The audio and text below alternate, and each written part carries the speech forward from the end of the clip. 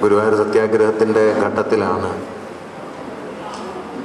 അതുമായി ബന്ധപ്പെട്ട സന്ദർഭത്തിലാണ് വീട്ടിൽ ഇനി അമ്പലങ്ങൾക്ക് തീ കൊളുത്തുക എന്ന വളരെ ക്ഷോഭജനകമായ തലക്കെട്ടിൽ ഒരു ചെറിയ ലേഖനം എഴുതിയത്. ഇന്നെന്ന പോലെ അന്നും അത് ധാരാളം കോളിളക്കങ്ങളുണ്ടാക്കി. ആ ലേഖനം എഴുതുന്നതിന് മുമ്പ് കൊച്ചി രാജ്യത്ത് തൃപ്പൂണിത്തുറയിൽ ഒരു അമ്പലം കത്തിപ്പോയിരുന്നു. അത് വീട്ടിയുടെ ലേഖനത്തിൻ്റെ ഫലമായിട്ടാണ് കത്തിപ്പോയത് എന്ന് പറഞ്ഞിട്ട് വീട്ടിക്കെതിരെ കൊച്ചി രാജ്യത്ത് കേസും ഉണ്ടായിരുന്നു. പിന്നീട് അത് തീർപ്പാക്കുകയാണ് ചെയ്തത്. ഇവിടെയും അദ്ദേഹത്തിനെതിരെ ധാരാളം പ്രകോപനങ്ങൾ ആ ലേഖനത്തിൻ്റെ പേരിലുണ്ടായിരുന്നു. അമ്പലം ഉടനെ കത്തിച്ച് കളയണം എന്നുള്ള അർത്ഥത്തിലല്ല, പക്ഷേ കത്തിക്കേണ്ട പലതും അമ്പലത്തിൻ്റെ ഓർമ്മകളും ആചാരങ്ങളുമായി നമുക്ക് ചുറ്റുമുണ്ട് എന്ന് നമ്മെ ബോധ്യപ്പെടുത്താൻ വേണ്ടിയിട്ടാണ് വീട്ടിൽ അത് എഴുതിയത്. ആ ലേഖനത്തിലെ ചില വാക്യങ്ങളൊക്കെ കണ്ടാൽ അന്നത്തെക്കാൾ എത്രയോ ചേരുക നമ്മുടെ കാലത്താണ് എന്ന് മനസ്സിലാവും. ഇത് കണ്ടു മടുത്തു എന്ന് പറഞ്ഞിട്ടാണല്ലോ ഈ എടുപ്പുകളും മിനാരങ്ങളും ആർഭാടങ്ങളുമായി നിൽക്കുന്ന ഈ ക്ഷേത്രങ്ങൾ കണ്ട് മടുത്തു എന്ന് അദ്ദേഹം എഴുതുന്നുണ്ട്. ഇന്ന് നമ്മുടെ ക്ഷേത്രങ്ങൾ എന്ന് പറയുന്നത് മിക്കവാറും ഇങ്ങനെ കെട്ടുകാഴ്ചകളുടെ വലിയ ഒരു ലോകമായിട്ട് മാറിയിട്ടുണ്ട്. ഇത് കഴിഞ്ഞ് 4 പതിറ്റാണ്ട് കഴിഞ്ഞ് ക്ഷേത്രപ്രവേശനം കഴിഞ്ഞു, സ്വാതന്ത്ര്യപ്രാപ്തി വന്നു, കമ്മ്യൂണിസ്റ്റ് മന്ത്രിസഭ അധികാരത്തിൽ വന്നു. ഇതെല്ലാം കഴിഞ്ഞതിന് ശേഷം പാഞ്ഞാളിൽ അതിരാത്രം തുടങ്ങുന്ന സമയത്ത് വീട്ടിൽ മറ്റൊരു ലേഖനം എഴുതി. ആ ലേഖനത്തിൻ്റെ ശീർഷകം പാഞ്ഞാൾ പാടത്തെ കശാപ്പ് ശാല. നിങ്ങൾ ആ ലേഖനത്തിൻ്റെ ശീർഷകം ഓർക്കുന്നുണ്ടോയെന്ന് എനിക്കറിഞ്ഞൂടാ. അത്ര നിശ്ചിതമായൊരു തലക്കെട്ട് ഒരുപക്ഷെ മലയാളത്തിൽ എഴുതപ്പെട്ട മറ്റേതെങ്കിലും ഒരു ലേഖനത്തിനുണ്ടാകും എന്ന് പറഞ്ഞുവിടാം. വേറെ ഒന്നും പറയണ്ട ഈ ലേഖനത്തെക്കുറിച്ച്. പാഞ്ഞാൾ പാടത്തെ കശാപ്പ് ശാല എന്നാണ് വീട്ടിൽ എഴുതിയത്. MTയുടെ നിർമാല്യം വന്ന കാലമാണ്. MTയുടെ സിനിമയിൽ വെളിച്ചപ്പാട് ദേവി വിഗ്രഹത്തിൻ്റെ മുഖത്ത് കാറി തുപ്പുന്നത് പോലെ പുതിയ വെളിച്ചപ്പാടന്മാർ മലയാളികളുടെ മുഖത്ത് കാറി തുപ്പുകയാണ് എന്ന് പറഞ്ഞിട്ടാണ് വീട്ടിൽ ആ ലേഖനത്തിൽ ഈ യജ്ഞയാഗ പാരമ്പര്യത്തെ മടക്കി കൊണ്ടുവരാനുള്ള ശ്രമത്തെ ആക്രമിച്ചത്. ഞാൻ പറഞ്ഞത് വീട്ടിൽ വാസ്തവത്തിൽ കേരളീയ നവോത്ഥാനത്തിൻ്റെ ഏറ്റവും വിധ്വംസകമായ, ഏറ്റവും തീവ്രവും വികാരനിർഭരവും വിപ്ലവോന്മുഖവുമായ ഒരു ജ്വാല ഉണ്ടായിരുന്നു. നവോത്ഥാനത്തിൻ്റെ ഏറ്റവും ശക്തിമത്തായ, കേരളീയ നവോത്ഥാനത്തിൻ്റെ ഏറ്റവും യുഗനായകത്വം എന്ന് പറയാവുന്ന നാരായണ ഗുരുവിലൊന്നും നിങ്ങൾക്ക് അത്രമേൽ ക്ഷോഭജനകമായ വാക്കുകൾ കേൾക്കാൻ കഴിയില്ല. ഗുരു വേറൊരു നിലയിലാണ്. വീട്ടിൽ അങ്ങനെയല്ലായിരുന്നു. വീട്ടിൽ പലപ്പോഴും അത്യന്തം ക്ഷോഭത്തോടെ എഴുതുകയും തീ കൊളുത്തി നശിപ്പിക്കേണ്ട ആചാരങ്ങളെക്കുറിച്ച് ധാരാളമായി ഓർമ്മിപ്പിക്കുകയും ചെയ്തിരുന്നു. ഇത് നമ്മുടെ നവോത്ഥാനത്തിനകത്ത് സംഭവിച്ച പ്രധാനപ്പെട്ട ഒരു കാര്യമാണ്. കേരളീയ നവോത്ഥാനം ഏകമുഖമായ ഒരു പ്രവർത്തനമല്ല, ഒരുപാട് തലങ്ങൾ ഉൾക്കൊള്ളുന്ന, തമ്മിൽ ഇണങ്ങിയും തമ്മിൽ ഇണങ്ങാതെയും ഒക്കെ നിലനിൽക്കുന്ന ധാരാളം പ്രവണതകളുടെ ഒരു സമുച്ചയമാണ് നാം നവോത്ഥാനം എന്ന് പറയുന്നത്. അതല്ലാതെ ഏകമുഖമായൊരു കാര്യമല്ല. അതുകൊണ്ട് തന്നെ അതിൻ്റെ പൂർവ്വകാലത്തെയും അതിൻ്റെ പിൽക്കാലത്തെയും തമ്മിൽ താരതമ്യപ്പെടുത്താൻ തുടങ്ങുക ധാരാളം പ്രയാസമുള്ളൊരു കാര്യമാണ്. കാരണം ഒരൊറ്റ പ്രവണതയല്ല നവോത്ഥാനം, ധാരാളം വൈരുദ്ധ്യങ്ങളുണ്ട്. വള്ളത്തോള് സ്വാതന്ത്ര്യപ്രാപ്തിക്ക് വേണ്ടി എഴുതിക്കൊണ്ടിരുന്ന സമയത്ത് കുമാരനാശാൻ കരുതിയത് ഈ നിലയിൽ സ്വാതന്ത്ര്യം കിട്ടിയിട്ട് ഒരു കാര്യവുമില്ല. എന്തിനു ഭാരത തരേ കരയുന്നു, പരതന്ത്രം നിനക്ക് വിധികൽപ്പിതമാണ് തായേ. ജാതിയുടെ പേരിൽ മനുഷ്യർ തമ്മിലടിക്കുന്ന സ്ഥലത്ത് സ്വാതന്ത്ര്യം കൊണ്ട് എന്താണ് കാര്യം എന്നതായിരുന്നു ആശാന്റെ ഒരു ചോദ്യം. അത് പ്രധാനപ്പെട്ടൊരു ചോദ്യമാണ്. കാരണം ജാതിമർദ്ദനത്തിന് ഇരയായിത്തീരുന്ന ഒരാളെ സംബന്ധിച്ച് സ്വാതന്ത്ര്യം എന്നതിന് ഒറ്റ അർത്ഥമേ ഉള്ളൂ, അത് ജാതിയിൽ നിന്നുള്ള സ്വാതന്ത്ര്യമാണ്. ജാതിമർദ്ദനത്തിൻ്റെ ജാതിശ്രേണിയുടെ മേൽത്തട്ടിലുള്ള ഒരാൾക്ക് ബ്രിട്ടീഷുകാർ പോകുന്നതായിരിക്കും സ്വാതന്ത്ര്യം, ജാതിമർദ്ദനം അനുഭവിച്ച ഒരാൾക്ക് ജാതി പോകുന്നതായിരിക്കും സ്വാതന്ത്ര്യം. അതുകൊണ്ട് സ്വാതന്ത്ര്യത്തിൻ്റെ അർത്ഥം എന്താണെന്ന് ചോദിച്ചാൽ അതിന് പല അർത്ഥമുണ്ട് എന്നാണ് ഉത്തരം. ഒറ്റ അർത്ഥമേ പാടുള്ളൂ എന്ന് വാശി പിടിച്ചിട്ടൊരു കാര്യമില്ല. നമുക്ക് ചിലപ്പോൾ അങ്ങനെ വാശി ഉണ്ടാവാറുണ്ട്, ഇങ്ങനെ പാടുള്ളൂ, അങ്ങനെയല്ല, പല അർത്ഥങ്ങളുണ്ട്. നമ്മുടെ നവോത്ഥാന പ്രക്രിയ വളരെ വളരെ സങ്കീർണമായ വൈവിധ്യങ്ങളും വൈരുദ്ധ്യങ്ങളും തന്നെ ഉള്ളതാണ്. യോഗക്ഷേമ സഭയുടെ 2ാം സമ്മേളനത്തിൽ പാസാക്കിയ ഒരു പ്രമേയത്തെക്കുറിച്ച് ഞാൻ അടുത്തിടയ്ക്ക് വായിച്ചത് വസൂരി കുത്തിവയ്പ് എന്തുകൊണ്ട് എടുക്കാതിരിക്കണം എന്നായിരുന്നു. അവിടെ നിന്നാണ് നമ്പൂതിരിയെ മനുഷ്യനാക്കുക എന്നിടത്തേക്ക് യോഗക്ഷേമ സഭ എത്തിച്ചേർന്നത്. ഓങ്ങല്ലൂർ സമ്മേളനത്തുമ്പോഴേക്കും ആ ധാരണ എത്തി. വാസ്തവത്തിൽ ഈ നവോത്ഥാനത്തെ ഈ വ്യത്യസ്ത സമൂഹ വിഭാഗങ്ങളുമായി, സമുദായം എന്ന ആശയവുമായി ബന്ധിപ്പിച്ച് മനസ്സിലാക്കിയാൽ ഈ നവോത്ഥാനത്തിൻ്റെ പൂർവ്വകാലവും പിൽക്കാലവും തമ്മിലുള്ള വൈരുദ്ധ്യം വളരെ എളുപ്പം മനസ്സിലാവുന്ന ഞാൻ കരുതുന്നത്. സമുദായം എന്ന വാക്ക് മലയാള ഭാഷയിൽ ഉണ്ടാകുന്നത് സവിശേഷമായ ഒരു നവോത്ഥാന പ്രക്രിയയെ സൂചിപ്പിക്കാൻ വേണ്ടിയാണ്. ലളിതമായി പറഞ്ഞാൽ ജാതീയമായ വിവേചനങ്ങളെ, ജാതിമർദ്ദനത്തെ, ജാതീയമായ അനാചാരങ്ങളെ അവസാനിപ്പിക്കുന്നതിന് വേണ്ടി ജാതി വിഭാഗങ്ങൾ തമ്മിൽ ചേർന്ന് ഉണ്ടായ ഒരു സംക്രമണ സ്ഥാനത്തെയാണ് സമുദായം എന്ന് പറയുന്നത്. ജാതിമർദ്ദനത്തിനിരയായവർ, ജാത്യാചാരങ്ങളിൽ കുടുങ്ങിക്കിടക്കുന്നവർ, ഈ ജാത്യാചാരങ്ങളിൽ കുടുങ്ങിക്കിടക്കുകയും ജാതിമർദ്ദനത്തിനിരയാവുകയും ചെയ്തവർ ഈ ജാത്യാചാരങ്ങളെ ഭേദിക്കാൻ, ജാതിയെ മറികടക്കാൻ, എനിക്ക് അത്രേ ഒച്ചയുള്ളൂ, അതാ പ്രശ്നം. കുറച്ച് കഴിയുമ്പോൾ ശരിയാവും, മൈക്കിൻ്റെ കുഴപ്പമല്ല. ജാത്യാചാരങ്ങളെ മറികടക്കാനും ജാതി വിവേചനത്തെ ഇല്ലാതാക്കാനും ജാതിയെ വിമർശനാത്മകമായി ഭേദിക്കാനും ജാതീയമായി സംഘടിച്ച സ്ഥാനമാണ് സമുദായം. അതിൽ 2 ഘടകങ്ങളുണ്ട്. ജാതിയുണ്ട്, ജാതി വിമർശനമുണ്ട്. ജാതി വിമർശനത്തെ ലക്ഷ്യം വെച്ചിട്ട് ജാതീയമായി സംഘടിച്ചതാണ് സമുദായം.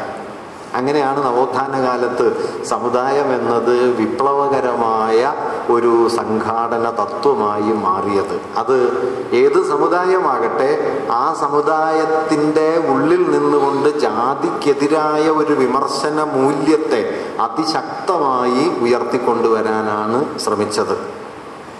ഇങ്ങനെ ജാതി വിമർശനവും ജാതി സ്വത്വവും കൂടിക്കലർന്ന് നിൽക്കുന്ന സവിശേഷമായ ഒരു സംക്രമണ സ്ഥാനമായിട്ടാണ് സമുദായം എന്ന ആശയം നവോത്ഥാന കാലത്ത് വികസിച്ചു വന്നത്. നവോത്ഥാനത്തിൻ്റെ ഒരു ഘട്ടം കഴിയുമ്പോൾ സംഭവിച്ചത് വളരെ ലളിതമായി പറഞ്ഞാൽ, ജാതി വിമർശനപരമായ ഉള്ളടക്കം സമുദായത്തിൽ നിന്ന് ഏതാണ്ട് ഇല്ലാണ്ടാവുകയും നവീകരിക്കപ്പെട്ട ആധുനിക ജാതിയുടെ പര്യായമായിട്ട് സമുദായം മാറുകയും ചെയ്തു. അതുകൊണ്ട് ഇന്ന് സമുദായം എന്ന് പറഞ്ഞാൽ നമുക്ക് ജാതിയാണെന്ന് എളുപ്പം മനസ്സിലാവും.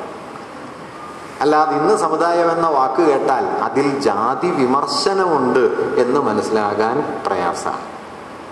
അതുകൊണ്ട് നവോത്ഥാനത്തിന് എന്ത് സംഭവിച്ചു എന്ന് ചോദിച്ചാൽ അതിൻ്റെ ആകത്തുക ഇതാണ്: സമുദായം എന്നതിൽ നിന്ന് ജാതി വിമർശനം പോവുകയും സമുദായം എന്നത് ആധുനികീകരിക്കപ്പെട്ട ജാതിയായി തീരുകയും ചെയ്തു എന്നതാണ് നവോത്ഥാനത്തിൻ്റെ പിൽക്കാലം. അതുകൊണ്ട് നമുക്ക് എന്താ ഗുണം എന്ന് വെച്ചാൽ നമ്മൾ വളരെ ആധുനികരായി. ഏതർത്ഥത്തിലാണെന്ന് വെച്ച് കഴിഞ്ഞാൽ ആധുനികതയുടെ ഉപകരണ സാമഗ്രികളൊക്കെ നമുക്കുണ്ട്. നമുക്ക് വാച്ചുണ്ട്, നമുക്ക് കാറുണ്ട്, കമ്പ്യൂട്ടറുണ്ട്, കമ്പ്യൂട്ടർ ജ്യോതിഷം വരെ ഉണ്ട്. അങ്ങനെയാണ്. അപ്പം ശരിയായിരിക്കും, വളരെ ശാസ്ത്രീയമാണെന്നാണ്. അങ്ങനെ ആധുനികതയുടെ ഉപകരണ വിധാനങ്ങളെല്ലാം ഉണ്ടാവുകയും ആധുനികതയുടെ ഹൃദയതത്വത്തെ പടിക്ക് പുറത്താക്കുകയും ചെയ്തു. ആധുനികതയുടെ ഹൃദയതത്വം എന്തായിരുന്നു എന്ന് ചോദിച്ചാൽ അരിവുപ്പുറത്ത് ഗുരു എഴുതിയ ശ്ലോകത്തിൽ അതുണ്ട്: സോദരത്വേന എന്നത്. ഈ സോദരത്വേന എന്ന മനുഷ്യർക്കിടയിൽ നടപ്പാകേണ്ട മൂല്യം ആധുനികതയിൽ നിന്ന് പുറത്തായി പോവുകയും നമ്മൾ ആധുനികരായത് അതിൻ്റെ ഉപകരണ വിധാനപരമായാണ്, ഇൻസ്ട്രുമെൻ്റലായി. എല്ലാവരും കാറുള്ളവരായിട്ടോ ബസ്സിൽ യാത്ര ചെയ്യുന്നവരായിട്ടോ തീവണ്ടിയിൽ കയറുന്നവരായിട്ടോ ഒക്കെ മാറിത്തീർന്നു. അല്ലെങ്കിൽ ആധുനികമായ ഉപകരണ സാമഗ്രികൾ സ്വയം കൈകാര്യം ചെയ്യുന്ന, അതിൻ്റെ ഉപയോഗങ്ങൾ അറിയുന്ന, അതിൻ്റെ ഉപഭോക്താക്കളായവരായി തീർന്നു. അത്രത്തോളം നമ്മൾ ജാതിയുടെ ഘടനയിൽ നിന്ന് പുറത്തു കിടക്കുകയും ചെയ്തു. അത്രത്തോളം എന്നേ പറഞ്ഞുകൊള്ളൂ. അതായത് ഈ ബസ് ഓടിത്തുടങ്ങിയാൽ പിന്നെ അയിത്ത ആചരിക്കാൻ പ്രയാസമാണ്. തൃശ്ശൂരിൽ നിന്ന് കോഴിക്കോടേക്ക് ഒരു ബസ് പോകാന്നല്ലാതെ തൃശ്ശൂരിൽ നിന്ന് കോഴിക്കോടേക്ക് നായർക്ക് മാത്രമായിട്ടൊരു ബസ് ഓടാൻ പറ്റില്ല. അതുകൊണ്ട് ബസ് ഓടിത്തുടങ്ങുമ്പോൾ അയിത്തം പോകേണ്ടി വരും, അല്ലാതെ ബസ് ഓടൂല. അത്രേ ഉള്ളൂ. അതുകൊണ്ട് അയിത്തത്തെ നമ്മൾ എന്ത് ചെയ്യും? അയിത്തത്തെ നമ്മൾ ബസ്സിൽ നിന്ന് പുറത്താക്കുകയും അയിത്തത്തെ വീട്ടിൽ കൊണ്ടുപോവുകയും ചെയ്യും. ഞാനിത് പറയുന്ന സമയത്ത് നമ്മുടെ ഭൂതകാലത്തിന്റെ മഹിമയെ തള്ളിപ്പറയാണോ എന്ന് തോന്നുന്നു. ഞാൻ തള്ളിപ്പറയല്ല കേട്ടോ. പക്ഷെ ഈ വൈരുദ്ധ്യം അതിനകത്തുണ്ട് എന്ന് തിരിച്ചറിഞ്ഞില്ലെങ്കിൽ നമ്മൾ ഈ പറയുന്ന മനുഷ്യൻ എന്ന സങ്കല്പം ഉണ്ടല്ലോ, ആ സങ്കല്പം മതി നമ്മുടെ ജാതിയെയും നാം കൊണ്ടു നടക്കുന്ന അതിനീചമായ മൂല്യങ്ങളെയും മറച്ചു പിടിക്കാൻ. അതുകൊണ്ടാണ് ഞാനിത് പറയുന്നത്. മനുഷ്യൻ എന്ന് നമ്മൾ പറയുമ്പോൾ, ഞാൻ വളരെ ലളിതമായിട്ട് പറയാം, മനുഷ്യൻ എന്ന് നമ്മൾ പറയുമ്പോൾ നാം അതിൽ ഒരാദിവാസിയെ പെടുത്തുന്നുണ്ടോ എന്ന ചോദ്യം നാം ചോദിക്കണം. ഒരാദിവാസി, പുറത്താക്കപ്പെട്ട ഒരു ദളിതൻ നമ്മുടെ മനുഷ്യസങ്കല്പത്തിന്റെ അരികിൽ എവിടെയെങ്കിലും ഉണ്ടോ? ആ ദളിതന് മനുഷ്യനാണെന്ന് പറഞ്ഞാൽ പോരാ, മനുഷ്യാന്തസ്സോടെ ജീവിക്കാൻ പോകുന്ന ഒരു ജീവിത ക്രമീകരണം ഉളവാകേണ്ടതുണ്ടെന്ന് നാം കരുതുന്നുണ്ടോ? ഇതാണ് പ്രശ്നം. ആ ചോദ്യം നാം ഉന്നയിച്ചില്ലെങ്കിൽ നാം സാമാന്യമായ മാനുഷികതയെക്കുറിച്ച് സംസാരിക്കുകയും അതിൻ്റെ ഉള്ളിൽ നാം നവോത്ഥാനം വഴി പുറത്താക്കാൻ ശ്രമിച്ച മൂല്യങ്ങളൊക്കെ പ്രച്ഛന്ന രൂപത്തിൽ തുടരുകയും ചെയ്യും. കേരളത്തിൻ്റെ സവിശേഷത എന്താണെന്ന് വെച്ചാൽ, കേരളത്തിൽ ജാതി പുറത്ത് കാണില്ല, ജാതി അകത്താണ് എന്നതാണ്. അപ്പൊ ഈ പുറത്ത് കാണാത്ത ജാതിയെ നാം കൂടുതൽ നിശിതമായി അഭിസംബോധന ചെയ്യേണ്ടതുണ്ട്. ഇങ്ങനെയൊക്കെ പറയുന്നത് കൊണ്ട് എനിക്കുള്ളൊരു വിശേഷണം എന്താന്ന് വെച്ച് കഴിഞ്ഞാൽ, ഞാൻ ഈ ജാതി പറയുന്ന ആളാണ് എന്നാണ്. ഹിന്ദുത്വവാദികൾ പറയുന്നത് ഞാൻ പറഞ്ഞിട്ടാണല്ലോ ഇവിടെ ജാതി ഉണ്ടായത്, അതിനു മുമ്പ് ഇവിടെ യാതൊരു പ്രശ്നമില്ലായിരുന്നു, വളരെ ഭദ്രമായ ഒരു ലോകമായിരുന്നു. വാസ്തവത്തിൽ നമ്മുടെ നവോത്ഥാനം ഈ ഒരു ആന്തരിക വൈരുദ്ധ്യത്തെ ഉൾക്കൊള്ളുന്നുണ്ട്. അതിതിൽ മാത്രമൊന്നുമല്ല. ഇപ്പൊ നേരത്തെ ഇവിടെ മാഷ് പറഞ്ഞ സ്ത്രീയുടെ സ്വാതന്ത്ര്യം 1929, 28, 29 അടുക്കളയിൽ നിന്ന് രംഗത്തേക്ക് വന്നു. 10 വർഷം കഴിഞ്ഞപ്പോൾ തൊഴിൽ കേന്ദ്രത്തിലേക്ക് വന്നു. സ്ത്രീയുടെ സ്വാധികാരം എന്നതിനെ ഗാർഹികതയ്ക്കപ്പുറത്തേക്ക് സാമൂഹ്യ സാമ്പത്തിക അധികാരമായി ഭാവന ചെയ്യുന്നതാണ് തൊഴിൽ കേന്ദ്രത്തിൽ. ഇന്ന് നമ്മൾ തിരിഞ്ഞു നോക്കിക്കഴിഞ്ഞാൽ, ഞാൻ ഏറ്റവും ഒടുവിൽ കണ്ട കണക്കുകളിലൊന്നിൽ ഉന്നത വിദ്യാഭ്യാസം നേടിയ സ്ത്രീകളുടെ ആനുപാതിക പ്രാതിനിധ്യം ഇന്ത്യയിൽ ഏറ്റവും കൂടുതലുള്ള സംസ്ഥാനമാണ് കേരളം. ഉന്നത വിദ്യാഭ്യാസം നേടിയ സ്ത്രീകളുടെ തൊഴിൽ പങ്കാളിത്തം ഇന്ത്യയിൽ ഏറ്റവും കുറവുള്ള സംസ്ഥാനമാണ് കേരളം. 28ാമത്തെ സ്ഥാനത്താണ്. അതെന്താ 28 വെച്ചാൽ 28 സംസ്ഥാനമേ ഉള്ളൂ. അതതിൻ്റെ ഒരു ഗുണം. ഇപ്പം ഈ പഠിച്ച പെണ്ണുങ്ങളൊക്കെ എവിടെ പോയി? പഠിച്ച പെണ്ണുങ്ങളൊക്കെ വീട്ടമ്മമാരായി. ആ വീട്ടമ്മമാരൊക്കെ കൂടിയാണ് 2-3 മാസം മുമ്പ് റോട്ടിലേക്ക് ഇറങ്ങിയത്. അവർക്ക് നല്ല പഠിപ്പുണ്ട്. പക്ഷെ ഈ പഠിപ്പ് ഞാൻ നേരത്തെ പറഞ്ഞതുപോലെ ഉപകരണപരമായ പഠിപ്പല്ലാതെ മൂല്യപരമായ പഠിപ്പായിട്ട് മാറിയില്ല. ആധുനികതയുടെ മൂല്യം എന്ന് പറയുന്നത് സോദരത്വേന എന്ന് പറയുന്നതാണ്. ഈ സോദരത്വേന എന്നത് നടപ്പായിട്ടില്ലാത്തൊരു സമൂഹമാണ് കേരളം എന്ന് തിരിച്ചറിയാൻ കുറച്ച് പ്രയാസമാണ്. കാരണം അതിഭീമമായൊരു മധ്യവർഗം കേരളത്തിലുണ്ട്. ആ മധ്യവർഗത്തിൻ്റെ ആശയാഭിലാഷങ്ങളാലും വീക്ഷണഗതികളാലും നിർണയിക്കപ്പെടുന്നതാണ് പൊതുവെ പറഞ്ഞാൽ നമ്മുടെ സാമൂഹിക സംവാദങ്ങൾ. അതുകൊണ്ട് ഞാൻ ലളിതമായൊരു കാര്യം പറയാം. ആദിവാസി ഭൂപ്രശ്നം കഴിഞ്ഞ് 70 കൊല്ലമായിട്ട് പരിഹരിക്കപ്പെടാതെ കിടക്കുന്ന ഒരു സംസ്ഥാനമാണ് കേരളം. ഇത് കേരളത്തെ അലോസരപ്പെടുത്തിയിട്ടില്ല.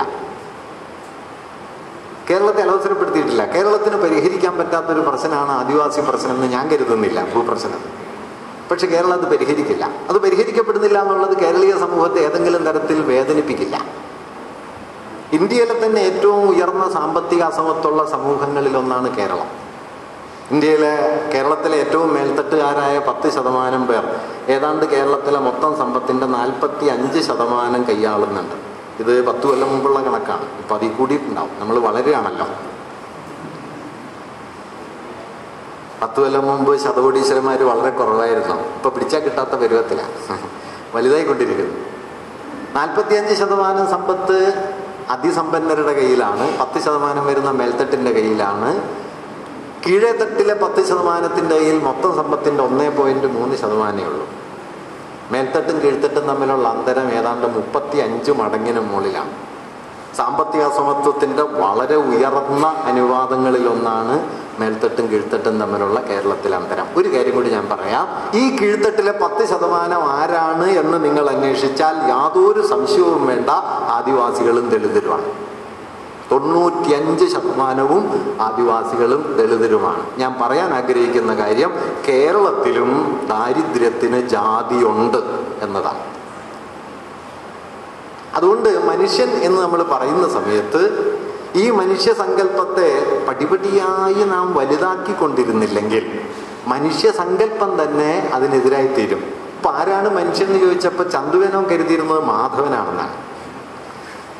മാധവൻ എന്തിലേക്കായിരുന്നു ചന്തുവേനന്റെ ഒരു മാതൃക?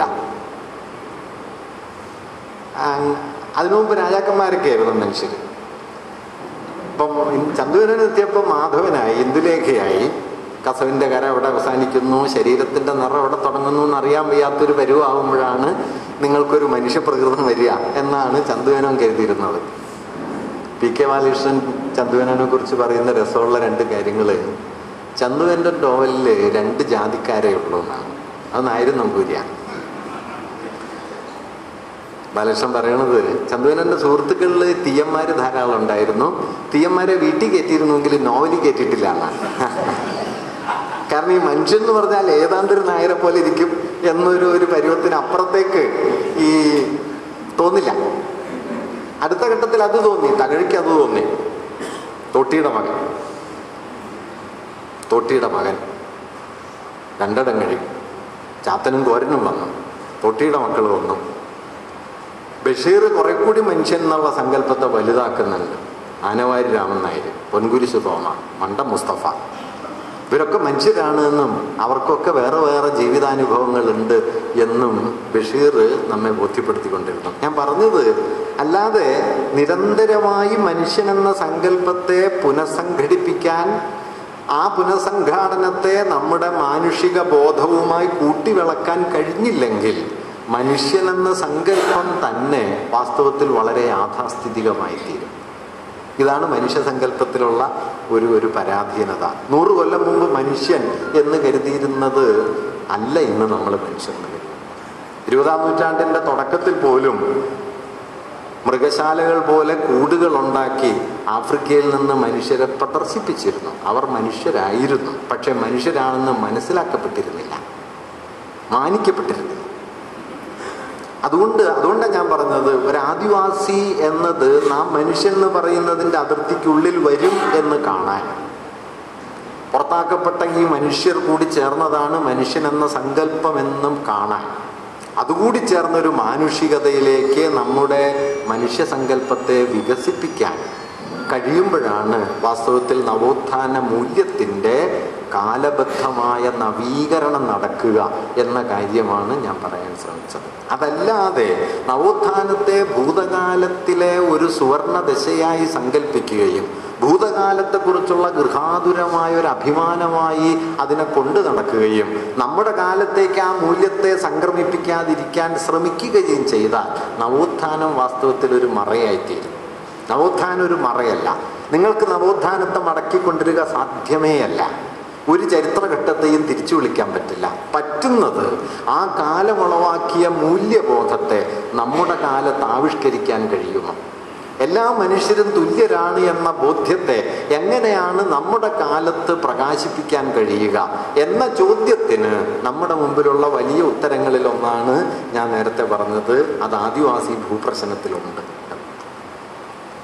അതുകൊണ്ട് ഈ മനുഷ്യസങ്കല്പം എന്ന് പറയുന്നതിനെ വിപുലീകരിക്കാനും ആ മനുഷ്യസങ്കല്പത്തിലേക്ക് ഏറ്റവും അധികത്തേക്ക് തള്ളിമാറ്റപ്പെട്ടവരെ കൂടി ഉൾക്കൊള്ളാനും ഒപ്പം തന്നെ ആധുനികമായ മൂല്യബോധത്തിനിണങ്ങുന്ന മട്ടിൽ നമ്മുടെ സമൂഹത്തെ ആകമാനം പുനഃസംഘടിപ്പിക്കാനുമുള്ള പ്രവൃത്തിയെയാണ് നമുക്കിന്ന് നവോത്ഥാനപരമായ പ്രവൃത്തി എന്ന് പറയാൻ കഴിയുക. അല്ലാതെ 70 കൊല്ലമോ 80 കൊല്ലമോ 100 കൊല്ലമോ മുമ്പുള്ള ഒരു ചരിത്ര സന്ദർഭത്തെ ഓർക്കുകയും അത് നഷ്ടപ്പെട്ടു പോയല്ലോ എന്ന് ഗൃഹാതുരമായി ദുഃഖിക്കുകയും ചെയ്യുന്നതിൽ വാസ്തവത്തിൽ നവോത്ഥാനപരമായി ഏറെയൊന്നും ഇല്ല. അതുകൊണ്ട് നവോത്ഥാനം നമ്മോട് ആവശ്യപ്പെടുന്നത് എന്താണെന്ന് ചോദിച്ചാൽ നിശിതമായ വിമർശനമാണ്. അത് ലോകത്തോട് മാത്രമല്ല നമ്മളോടും കൂടിയാണ്.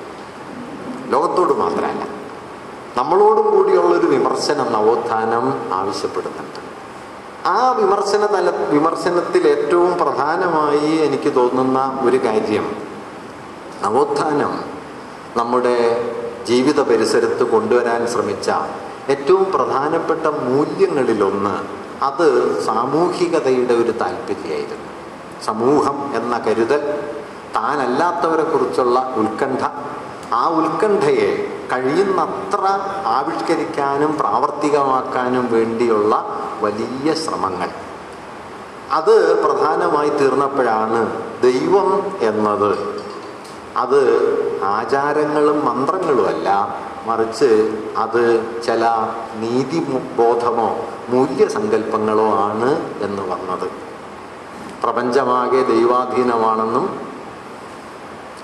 ദൈവം മന്ത്രത്തിനധീനമാണെന്നും മന്ത്രം ബ്രാഹ്മണനധീനമാണെന്നും അതുകൊണ്ട് പ്രപഞ്ച ബ്രാഹ്മണനധീനമാണെന്നുമുള്ള പഴയ ശ്ലോകത്തെക്കുറിച്ച് വീട്ടി എഴുതിയ ഒരു വാക്യം ഏതോ മനക്കല കാര്യസ്ഥൻ്റെ വായുനാറ്റമാണ് ഈ ശ്ലോകത്തിനുള്ളത് എന്നാണ്. ഈ ഓർമ്മയുടെ പേരാണ് കേട്ടോ നവോത്ഥാനം. അതാകെ വീട്ടി പറഞ്ഞത്.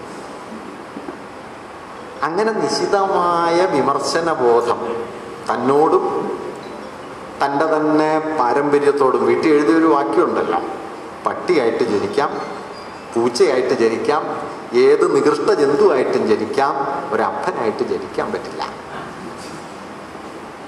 ഞാനിതൊക്കെ പറയണത് എന്താന്ന് വെച്ച് കഴിഞ്ഞാൽ, ഈ ആചാരങ്ങളിൽ നിന്ന് മുക്തി നേടി ആധുനിക മനുഷ്യരായി നമ്മളൊക്കെ മാറിത്തീർന്നത് വളരെ ലളിതമായി സ്വാഭാവികമായിട്ടൊന്നുമല്ല, ഒരുപാട് മനുഷ്യർ ധാരാളം പണിപ്പെട്ടിട്ടാണ് എന്ന നല്ല ബോധ്യം വേണം എന്നതുകൊണ്ടാണ്. ഇപ്പോൾ ഈ ശ്രമങ്ങൾക്ക് പുറകിലുള്ള ആ ഓർമ്മകൾ, പരിശ്രമങ്ങളൊക്കെ മാഞ്ഞു പോവുകയും ഈ ശ്രമങ്ങളിൽ നിന്ന് ഇവരുടെ ഓർമ്മകളൊക്കെ, അവർ സഹിച്ച യാതനകളൊക്കെ മാഞ്ഞു പോവുകയും കൈവന്ന നേട്ടങ്ങൾ ഓർമ്മയിൽ അവശേഷിക്കുകയും ചെയ്യുന്നു. അങ്ങനെയല്ല, ഒരുപാട് പരിശ്രമങ്ങൾ. വീട്ടിൽ യാചനായാത്ര നടത്തി, വീട്ടിൽ ധാരാളം അധിക്ഷേപങ്ങൾ ഏറ്റുവാങ്ങി, ധാരാളം അധിക്ഷേപങ്ങൾ. വീട്ടിൽ ഒരാൾ മാത്രമല്ല കേട്ടോ, സഹോദരൻ അയ്യപ്പനെ പോലെയുള്ള ആളുകളൊക്കെ സഹിച്ച പ്രയാസങ്ങൾ അതിഭീമമാണ്. ഇന്ന് സഹോദരൻ അയ്യപ്പൻ എന്ന് പറഞ്ഞു കഴിഞ്ഞാൽ നമ്മൾ നവോത്ഥാന നായകനെ കേൾക്കുള്ളൂ. സ്വന്തം സമുദായം അദ്ദേഹത്തെ പുറത്താക്കിയിരുന്നു. അദ്ദേഹത്തെ പൊലയനയ്യപ്പൻ എന്നാണ് പന്തിഭോജനത്തിന് ശേഷം ദീർഘകാലം വിളിച്ചത് തന്നെ. അപ്പം ഇങ്ങനെ ധാരാളം പരിശ്രമങ്ങളിലൂടെ ചില മൂല്യങ്ങളാണ് പ്രധാനം, അതല്ലാതെ കെട്ടുകെട്ടു പോകുന്ന ആചാരങ്ങളല്ല എന്ന് ഒരു സമൂഹത്തെ ബോധ്യപ്പെടുത്തിക്കൊണ്ട് ദൈവഭാവനയെ തന്നെ ഒരർത്ഥത്തിൽ ആധുനികമായൊരു മൂല്യബോധമാക്കി മാറ്റുക കൂടി ചെയ്തിട്ടാണ് നവോത്ഥാനം മുമ്പോട്ട് വന്നത്. അടുത്ത് നിൽപ്പോർ അനുജനെ നോക്കാൻ അക്ഷികളില്ലാത്തവർക്ക് അരൂപൻ ഈശ്വരൻ അദൃശ്യനായാൽ അതിലെന്താശ്ചര്യം എന്നിടത്താണ് നവോത്ഥാനം ദൈവത്തെ കൊണ്ടുവന്ന് നിർത്തിയത്. അതല്ലാതെ യുവതികൾ കയറിയാൽ ബ്രഹ്മചര്യം പോകുന്ന ഒരു ദൈവത്തെക്കുറിച്ചല്ല വാസ്തവത്തിൽ നവോത്ഥാനത്തിന് ഉത്കണ്ഠ ഉണ്ടായിരുന്നത്. അടുത്ത് നിൽപ്പോർ അനുജനെ നോക്കാൻ അക്ഷികളില്ലാത്തവർ. ഈ അടുത്ത് നിൽക്കുന്ന അനുജന്റെ ജീവിതത്തെക്കുറിച്ചാണ് ഞാൻ പറഞ്ഞത്. 1.3% ഉള്ളൂ. പുറത്താണ്, ഏറ്റവും അറ്റത്താണ്, ഇന്നും ഏറ്റവും അറ്റത്താണ്. അപ്പൊ ഈ അറ്റത്ത് നിൽക്കുന്ന ആളെ കാണണം. ഈ അറ്റത്ത് നിൽക്കുന്ന ആളെ വിളിക്കാനാണ് ഗാന്ധിജി മനോഹരമായ ഒരു വാക്കുണ്ടാക്കിയത്. അതാണ് ദരിദ്രനാരായണൻ. ഗാന്ധി ഉണ്ടാക്കിയ വാക്കാണ്. അതെല്ലാം പോയി. ഗാന്ധിജി ഉണ്ടാക്കിയ വേറൊരു വാക്കായിരുന്നു മര്യാദാ പുരുഷോത്തം. രാമനെ ഗാന്ധി വിളിച്ച അങ്ങനെയാണ്, മര്യാദാ പുരുഷോത്തം. അതാണ് മലയാളത്തിൽ പിന്നെ മര്യാദ രാമനായത്. അത് പിന്നെ ഒരു സിനിമാ പേരായി. മൂപ്പര് കുറച്ചാലും ജയിലിലുമായിരുന്നു. പല വാക്കും സ്വാശ്രയം നിങ്ങൾ ഓർക്കണ്ടല്ലോ. സ്വാശ്രയം ഗാന്ധി ഉണ്ടാക്കിയ വാക്കാ. സ്വരാജ്യം, സ്വാശ്രയം. വള്ളത്തോൾ കവിതയിൽ എഴുതി, ഞങ്ങൾ നൂറ്റ നൂല് കൊണ്ട്, ഞങ്ങൾ നെയ്ത വസ്ത്രം കൊണ്ട് നിർമ്മിതം ഈ അനീതിക്കൊരന്ത്യാവരണം. അതായിരുന്നു സ്വാശ്രയം. ഞങ്ങൾ നൂല് നൂറ്റ് വസ്ത്രം നെയ്ത് അനീതിയുടെ ചവക്കച്ചയാക്കി അതിനെ മാറ്റും എന്നായിരുന്നു. ആ വാക്ക് എവിടെ എത്തിയെന്ന് നമുക്കറിയാമല്ല. നിങ്ങൾ 50 ലക്ഷം റുപ്യയോ 1 കോടി റുപ്യയോ ഒക്കെ കൈക്കൂലി കൊടുത്താലേ അഡ്മിഷൻ കിട്ടുന്നൊരു കോളേജിൻ്റെ പേരായിട്ട് അത് മാറി സ്വാശ്രയം. 2 കൊല്ലം മുമ്പ് ഒരു കുഞ്ഞ് ആത്മഹത്യ ചെയ്തു, ജിഷ്ണു പ്രണോയ്. അന്ന് വന്ന വാർത്തകളിൽ ഒന്ന്, 1 വർഷം 9.25 ലക്ഷം റുപ്യ ഫൈൻ പിരിച്ച ഒരു കോളേജ് കേരളത്തിലുണ്ട്. ഫീസല്ല കേട്ടോ, ഫൈനാ. എന്തിനാണ് ഫൈൻ എന്ന് ചോദിച്ചാൽ, ചിരിച്ചാൽ ഫൈനാ. 500 റുപ്യ. എന്ത് വില പിടിച്ച ചിരിയാ! ചിരിച്ചാൽ 500 റുപ്യ ഫൈൻ. ഷൂസിൻ്റെ നിറം ശരിയല്ലെങ്കിൽ 1000 റുപ്യ ഫൈനാണ്. മുഖത്ത് താടി വളർന്നാൽ 2000 റുപ്യ ഫൈനാണ്. ഞാനൊന്നും ഫൈൻ കൊടുത്ത് കടന്നു പോരൂല. ഇങ്ങനെ ഇന്നിപ്പോൾ ഞാൻ പറയുമ്പോൾ നിങ്ങൾക്കൊരു തമാശയായിട്ട് തോന്നുമെങ്കിലും ഇത് കേരളത്തിൽ നടന്നതാണ്, മിക്കവാറും ഇപ്പോഴും നടക്കുന്നതാണ്. മുഴുവൻ മനുഷ്യർക്കും പഠിക്കാനുള്ള അവകാശത്തിന് വേണ്ടി സമരം നടന്നിട്ടാണ് കേരളത്തിൽ ആദ്യത്തെ പണിമുടക്ക്. കേരളത്തിൽ ആദ്യത്തെ പണിമുടക്ക് നമ്മുടെ നവോത്ഥാന ചരിത്രത്തിലെ പ്രധാനപ്പെട്ട കാര്യമാണ്. നടത്തിയ ആളുടെ പേര് അയ്യങ്കാളിയാണ്. നമ്മൾ ഈ കേരളത്തിൻ്റെ നവോത്ഥാന ചരിത്രം ഓർക്കേണ്ട കാര്യം, നവോത്ഥാനം തുടങ്ങുന്നത് നമ്മൾ കരുതുന്നത് പോലെ അരിവിപ്പുറത്ത് ശിവപ്രതിഷ്ഠയിലൊന്നുമല്ല എന്നാണ് ഞാൻ കരുതുന്നത്. അത് ചാന്നാർ സ്ത്രീകൾ മാറുമറയ്ക്കാനുള്ള അവകാശം വേണം എന്ന് പറഞ്ഞിട്ട് നടത്തിയ കലാപത്തിലാണ്. കാരണം ഈ ജാതി എന്ന് പറയുന്നത് എന്താണെന്ന് ചോദിച്ചാൽ, ജാതി ഒരു അമൂർത്തമായ ആശയമല്ല, ആത്മൻ ബ്രഹ്മൻ എന്നൊന്നും പറയണ പോലെ ഏർപ്പാടല്ല. ജാതി എന്ന് പറയുന്നത് ശരീരമാണ്. മറ്റു നിങ്ങൾക്ക് മനസ്സിലാവില്ല, ഇതെന്താ സംഗതി എന്ന് തിരിയില്ല. ജാതി അങ്ങനെയല്ല, തൊട്ടുകൂടാത്തവർ, തീണ്ടിക്കൂടാത്തവർ, ദൃഷ്ടിയിൽപ്പെട്ടാൽ ദോഷമുള്ളവർ. കുമാരനാശൻ അത്ര എഴുതിയിട്ടുള്ളൂ, അത്രയൊന്നും അല്ല കേട്ടോ. നിങ്ങൾ പകൽ വെളിച്ചത്തിൽ പുറത്തിറങ്ങി നടന്നാൽ, നിങ്ങളുടെ നിഴല് ഭൂമിയിൽ വീണാൽ അതുകൊണ്ട് ഭൂമിക്ക് പാപം വരുമെന്ന് പറഞ്ഞ് നിങ്ങളുടെ നിഴല് പുറത്ത് കാണാതെ പൊന്തക്കാടുകൾക്കിടയിലൂടെ നൂണ്ട് നടക്കേണ്ടുന്ന, നിവർന്നു നിൽക്കാൻ അവകാശമില്ലാത്ത മനുഷ്യരുണ്ടായിരുന്നു കേരളത്തിൽ. 20-ാം നൂറ്റാണ്ടിൻ്റെ തുടക്കത്തിൽ പോലും, 930കളിൽ പോലും ശരീരമാണ് ജാതി. ഈ ശരീരമാണ് ജാതി എന്നതുകൊണ്ടാണ് നാരായണഗുരു തത്വമൊന്നും പറയാതെ ആദ്യമേ ജാതി ഒന്നാണെന്ന് പറഞ്ഞപ്പോൾ നേരെ ശരീരത്തിലേക്ക് വന്നത്. ഒരു ജാതി, ഒരു മതം, ഒരു ദൈവം, മനുഷ്യന് ഒരു യോനി, ഒരാകാരം, ഒരു ഭേദവുമില്ലതെ. ഞാൻ ഈ ശ്ലോകം പറയുമ്പോൾ എപ്പോഴും ഓർക്കണ കാര്യം, കേരളം കണ്ട ഏറ്റവും വലിയ ആധ്യാത്മിക മുദ്രാവാക്യത്തിൻ്റെ നടുവിൽ ഒരു യോനി എന്നെഴുതിയ ഈ രാജ്യത്താണ് ആർത്തവം എന്നത് ഇത്ര ഹീനമാണ് എന്ന് പറയാൻ 100 കൊല്ലം കഴിഞ്ഞപ്പോൾ, 150 കൊല്ലം കഴിഞ്ഞപ്പോൾ നമുക്ക് മടിയില്ലാണ്ടായത്. നിങ്ങൾക്ക് ലോകത്ത് ഒരു സ്ഥലത്തും അധ്യാത്മ ശ്ലോകത്തിൻ്റെ നടുവിൽ ഇത് കേൾക്കാൻ പറ്റില്ല. ഒരു യോനി, ഒരാകാരം, ഒരു ഭേദവുമില്ലതിൽ. ഞാനിത് പറഞ്ഞെന്താ വെച്ചാൽ, ഇങ്ങനെ ശരീരത്തെ മുൻനിർത്തി ശരീരത്തിൻ്റെ സ്വാധികാരത്തെ സ്ഥാപിച്ചെടുക്കാൻ വേണ്ടി ചാന്നാർ സ്ത്രീകൾ നടത്തിയ വലിയ കലാപത്തിലൂടെയാണ് നമ്മുടെ നവോത്ഥാനം തുടങ്ങിയത്. അതല്ലാതെ എല്ലാ മനുഷ്യരിലും ഒരു ദൈവ ചൈതന്യമുണ്ട്, ആ ചൈതന്യം ഉള്ളതുകൊണ്ട് എല്ലാ മനുഷ്യരും തുല്യരാണ് എന്ന അമൂർത്തമായ തത്വമല്ല. ജാതി ഒന്നാണ്, കാരണം ശരീരം ഒന്നാണ് എന്ന് പറഞ്ഞിട്ടാണ്.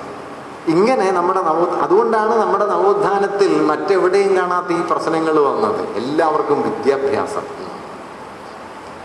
ആധുനികതയുടെ അടയാളങ്ങൾ ഒരു ഭാഗത്ത് കൊണ്ടുവരുന്ന സമയത്ത് ആധുനികതയുടെ മൂല്യങ്ങൾ മറുഭാഗത്തും വന്നു. നാരായണഗുരു ആണ് കേരളത്തിൽ ആദ്യത്തെ വ്യവസായ പ്രദർശനത്തിൻ്റെ അധ്യക്ഷനായിരുന്ന ആള്. SNDP യോഗത്തിൻ്റെ 1-ാം വാർഷിക സമ്മേളനത്തിൽ വ്യവസായ പ്രദർശനം ആദ്യമായിട്ട് നടക്കുന്നു. അതിൻ്റെ അധ്യക്ഷൻ നാരായണഗുരുവാണ്. ലോകത്തെവിടെയെങ്കിലും ഒരു സന്യാസി ഇൻഡസ്ട്രിയൽ എക്സിബിഷൻ്റെ അധ്യക്ഷനായിട്ടുണ്ടോ എന്ന് എനിക്ക് അറിഞ്ഞൂടാ. ഗുരു പക്ഷെ അത് ചെയ്ത ആളാണ്.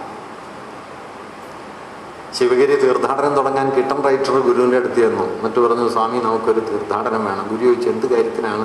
നമ്മുടെ എല്ലാ ആളുകൾക്ക് ഒത്തുകൂടാനൊരു സ്ഥലം വേണം, അതിനൊരു സന്ദർഭമാകണം. അങ്ങനെ ഗുരു അത് സമ്മതിച്ചു. എന്ത് ചെയ്യണമെന്ന് തീരുമാനിച്ചു. അതുമൊക്കെ പ്രധാനപ്പെട്ടതാണ്. പണ്ഡിതന്മാരായ ആളുകളെ ക്ഷണിച്ചു കൊണ്ടുവന്ന് കൃഷി, വിദ്യാഭ്യാസം, വാണിജ്യം, ശുചിത്വം, സാങ്കേതിക വിദ്യ തുടങ്ങിയ കാര്യങ്ങളെക്കുറിച്ച് പ്രസംഗിപ്പിക്കണം എന്ന് 7 കാര്യങ്ങൾ ഗുരു പറയുന്നു. അതിലൊറ്റ കാര്യമുള്ളൂ, ദൈവഭക്തി എന്നുള്ളൊരു കാര്യം മാറ്റി വെച്ചാൽ ബാക്കിയൊക്കെ ആധുനികമായ കാര്യങ്ങളാണ്. ഇതെല്ലാം കഴിഞ്ഞിട്ട് ഒരു ദിവസം തീരുമാനിക്കണം എന്ന് ഗുരുവിനോട് പറഞ്ഞു, തീർത്ഥാടനത്തിന്. അന്ന് ഗുരു പറഞ്ഞ മറുപടിയാണ് ചരിത്രത്തിലെ മനോഹരമായ മറുപടി. ഗുരു പറഞ്ഞു, ജനുവരി 1-ാം തീയതി ആയിക്കോട്ടെ, യൂറോപ്യന്മാരുടെ ആണ്ടുപിറപ്പല്ലേ. ഒരു തീർത്ഥാടനത്തിന് ദിവസം കുറിക്കപ്പെട്ടത് ഇങ്ങനെയാണ് കേട്ടോ. ആ തീർത്ഥാടനമാണ് കേരളത്തിൻ്റെ ആധുനിക ചരിത്രത്തിൽ ഏറ്റവും പ്രധാനപ്പെട്ട തീർത്ഥാടനം. ഇന്ന് എങ്ങനെയാ മുഹൂർത്തം കുറിക്കണമെന്ന് ഓർക്കാൻ വേണ്ടിയിട്ട് ഞാൻ പറഞ്ഞതാണ്. ഗുരു ഇത്രേ പറഞ്ഞുള്ളൂ, ജനുവരി 1-ാം തീയതി ആയിക്കോട്ടെ, യൂറോപ്യന്മാരുടെ ആണ്ടുപിറപ്പല്ലേ. ഇതിലല്ല ഇങ്ങനെ വരാൻ കാരണമായത് ഞാൻ ഈ പറഞ്ഞത് ബലമുള്ളത് കൊണ്ടാണ്. പുലയക്കുട്ടിയുടെ വിദ്യാഭ്യാസ അവകാശത്തിന് വേണ്ടി നടന്ന സമരം, ചാന്നാർസ്ത്രീയുടെ ശരീരാവകാശത്തിന് വേണ്ടി നടന്ന സമരം, അത്തരം സമരങ്ങളിലൂടെ നേടിയെടുത്ത വലിയ ഒരു ആധുനികമായ സമത്വബോധത്തിൽ നിന്നാണ് കേരളീയ നവോത്ഥാനം അതിൻ്റെ കുതിപ്പ് ആർജിച്ചത്, അതിൻ്റെ ഊർജം കൈയാളിയത്.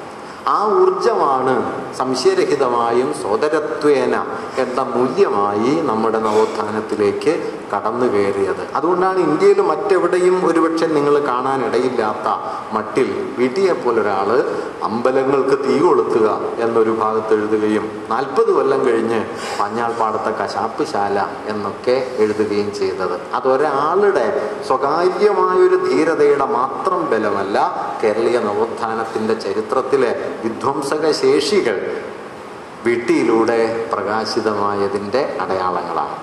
പക്ഷേ കഴിഞ്ഞ അരനൂറ്റാണ്ട് കാലത്തിനിടയിൽ നമ്മുടെ നവോത്ഥാനത്തിൻ്റെ ഇത്തരത്തിലുള്ള മൂല്യപരമായ ഉള്ളടക്കം ഏതാണ്ട് പിൻവാങ്ങുകയും, ഞാൻ നേരത്തെ പറഞ്ഞതുപോലെ സാമൂഹിക വിമർശനത്തിൻ്റെ സുപ്രധാനമായ ഒരു സ്ഥാനമായി സങ്കല്പിക്കപ്പെട്ട സമുദായം ആധുനികീകരിക്കപ്പെട്ട ജാതി സമുദായമായിട്ട് മാത്രം മനസ്സിലാക്കപ്പെടുകയും അതിൻ്റെ വിമർശന മൂല്യം മിക്കവാറും നഷ്ടപ്പെടുകയും ചെയ്തു. ആധുനികത എന്നത് ഉപകരണപരമായി മനസ്സിലാക്കപ്പെടുകയും അതിൻ്റെ സാഹോദര്യം എന്ന് പറയുന്ന സമത്വഭാവനാനിഷ്ഠമായ മൂല്യമണ്ഡലം ദുർബലമാവുകയും ചെയ്തു. മനുഷ്യൻ എന്ന് പറഞ്ഞാൽ അതാരാണ് എന്ന ചോദ്യത്തിന് ഓരോരുത്തരും അവരവരെ പോലുള്ളവരാണ് മനുഷ്യർ എന്ന ഉത്തരത്തിൽ അവസാനിപ്പിച്ചു.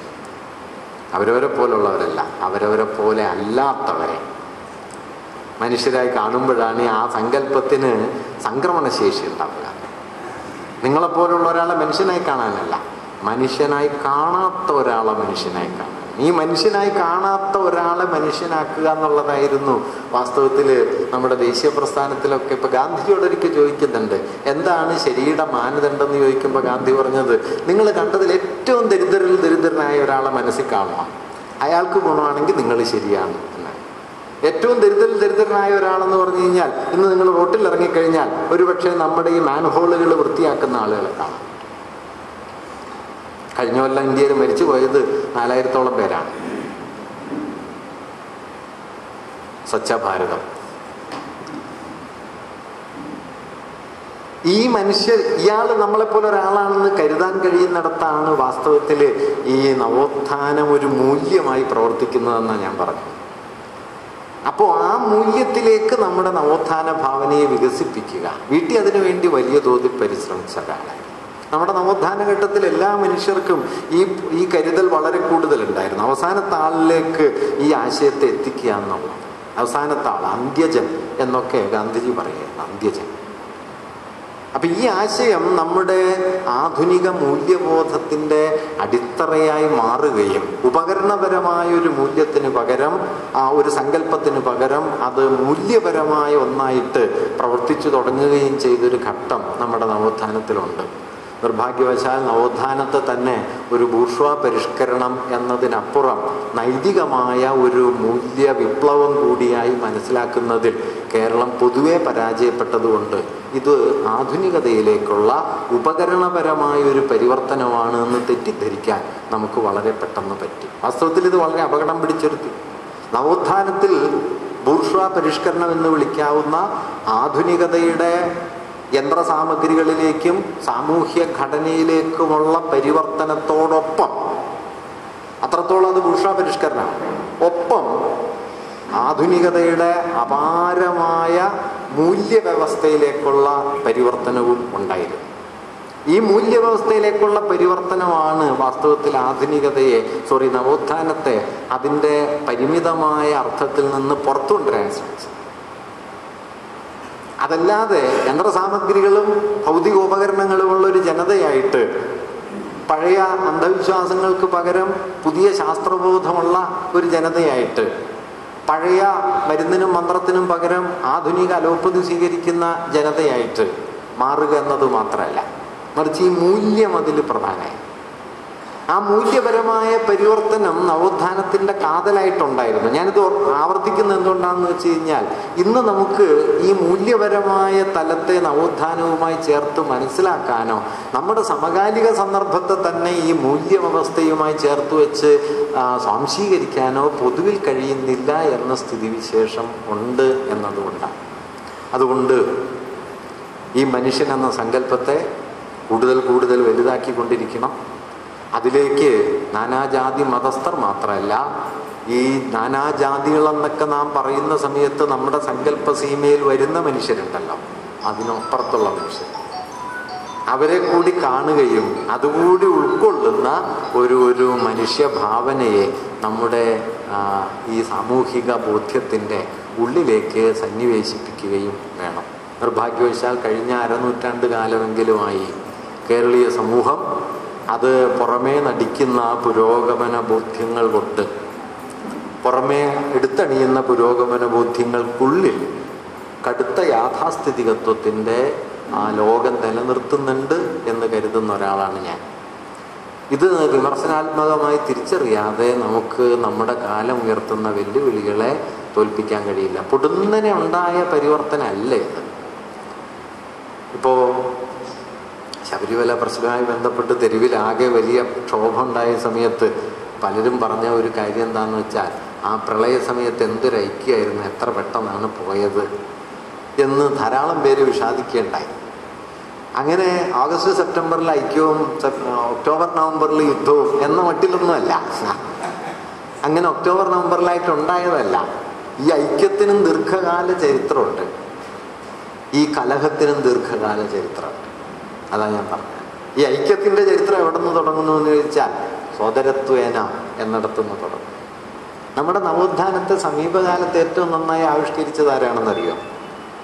അത് ഈ പ്രളയത്തിൽ ഞങ്ങളുടെ നാടൊക്കെ മുങ്ങിത്താണ സമയത്ത് കടപ്പുറത്ത് നിന്ന് തങ്ങളുടെ വള്ളം ഈ ലോറികളുടെയൊക്കെ പുറയിൽ കയറ്റി ഞങ്ങളുടെയൊക്കെ പരിസരത്ത് വന്ന് മുങ്ങിത്താഴുന്ന മനുഷ്യരെ കൈപിടിച്ച് കയറ്റി അവസാനം 3000 റുപ്യ സഹായധനം ഗവൺമെൻറ് കൊടുത്തപ്പോൾ ഞങ്ങളുടെ സഹോദരങ്ങളുടെ ജീവന് ഞങ്ങൾ വിലയിടാറില്ല എന്ന് പറഞ്ഞ മനുഷ്യരിലാണ് ദൈവം പ്രവർത്തിച്ചത്.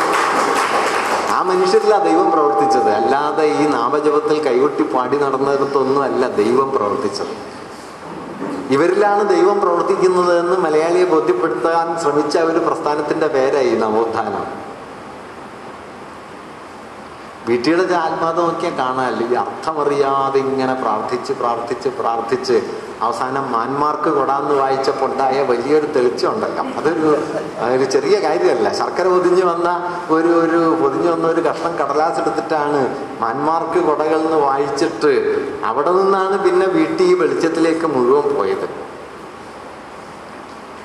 നമ്മുടെ ഇപ്പോഴത്തെ പ്രാർത്ഥനയ്ക്ക് ഏതാണ്ട് പഴയ സ്വഭാവമാണ്. ഇപ്പം ഞങ്ങളുടെ അവിടെയൊക്കെ പ്രാർത്ഥന ഇപ്പം നാരായണീയ. നേരത്തെ ജ്ഞാനപ്പാനയായിരുന്നു. എന്താ വ്യത്യാസം എന്ന് വെച്ചാൽ, ജ്ഞാനപ്പാന പ്രാർത്ഥിച്ചാൽ പ്രാർത്ഥിക്കൽ എന്താണെന്ന് നിങ്ങൾക്ക് മനസ്സിലാവും. 2-4 ദിനം കൊണ്ടൊരുത്തില തണ്ടിലേറ്റ് നടത്തുന്നതും ഭഗവാൻ എന്ന് പറയുമ്പോൾ അവനവൻ്റെ കാര്യമാണോ എന്നൊരു സംശയം വരും. മറ്റെന്ന് പറഞ്ഞാൽ ഒന്നും മനസ്സിലാവില്ല. അഗ്രേ പശ്യാമി എന്ന് കേട്ടാൽ ഒന്നും മനസ്സിലാവില്ല. അപ്പം അവിടെയൊക്കെ നാരായണീയ കനത്തിൽ ഇങ്ങനെ പറയാം.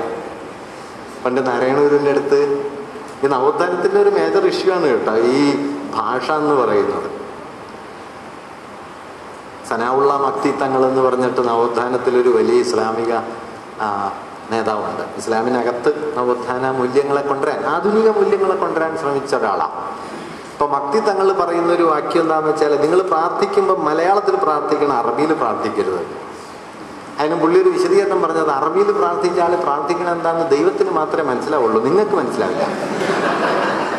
പിന്നെ നിങ്ങൾക്കും കൂടി മനസ്സിലാവണമല്ലോ.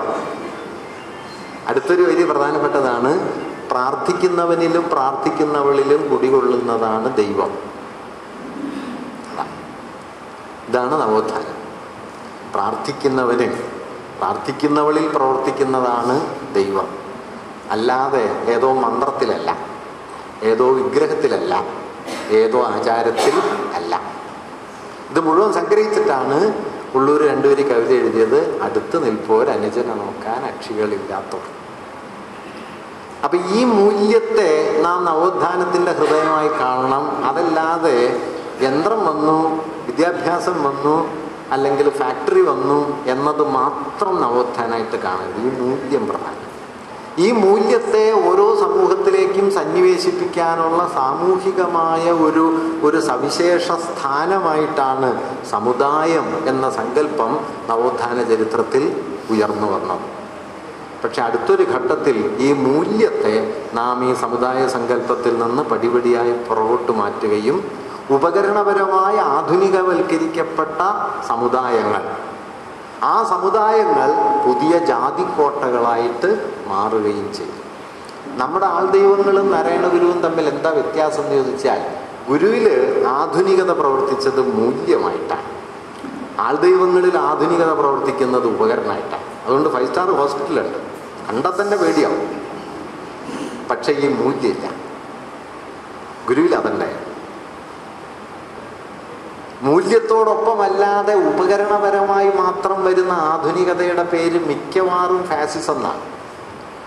നിങ്ങൾ ശ്രദ്ധിച്ചോ, ഉപകരണപരമായി മാത്രം ആധുനികത വന്നാൽ അത് ഫാസിസമാകാൻ യാതൊരു പ്രയാസമില്ല. കാരണം ഏറ്റവും ഉപയോഗക്ഷമമായത് മാത്രം നിലനിന്നാൽ മതി എന്ന കടുത്ത പ്രാകൃത യുക്തി ഈ ഉപകരണവാദത്തിലൂടെ ഉപയോഗ്യതാവാദമായി സമൂഹത്തെ ഭരിക്കും. അങ്ങനെ വരുമ്പോൾ ഉപയോഗക്ഷമമല്ലാത്തതെല്ലാം പാഴായിത്തീരും. ക്ഷമതയില്ലാത്ത മനുഷ്യർ, ഉപയോഗക്ഷമമല്ലാത്ത പാരമ്പര്യങ്ങൾ, മൂല്യങ്ങൾ, ജീവിതക്രമങ്ങൾ, ഇതൊക്കെ ഉപേക്ഷിക്കപ്പെടും.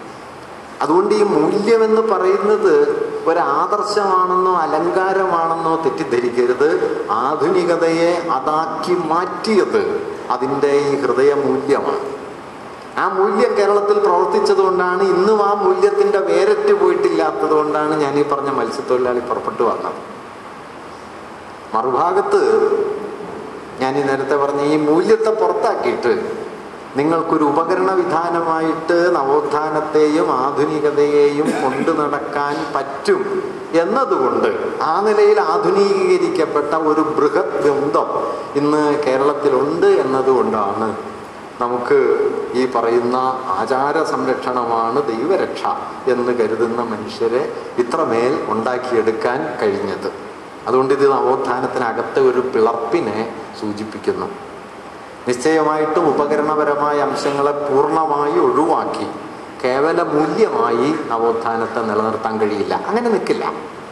പക്ഷെ ഉപകരണപരമായ തലത്തിലൂടെ മാത്രം നിലവിൽ വരുന്നതാണ് ആധുനികത എന്നത്, നവോത്ഥാനം എന്നത് അതിനെക്കുറിച്ചുള്ള അതിഭീമമായ ഒരു തെറ്റിദ്ധാരണയാണ്.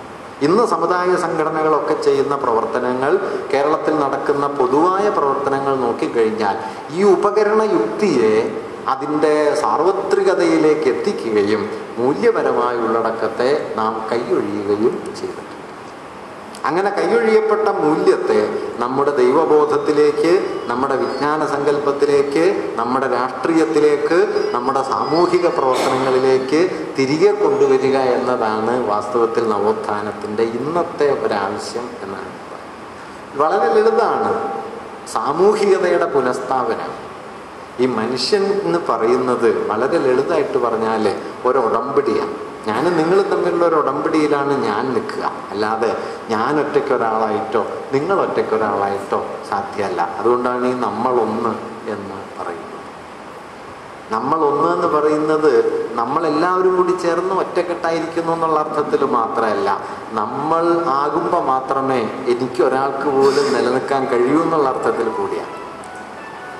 നമ്മളായിരിക്കുമ്പോൾ മാത്രമേ. ലളിതമായിട്ട് പറഞ്ഞാൽ എൻ്റെ പേര് എന്ന് പറയുന്നത് എൻ്റെ പേരല്ല, എന്നെ വിളിക്കുന്ന പേരാണ്.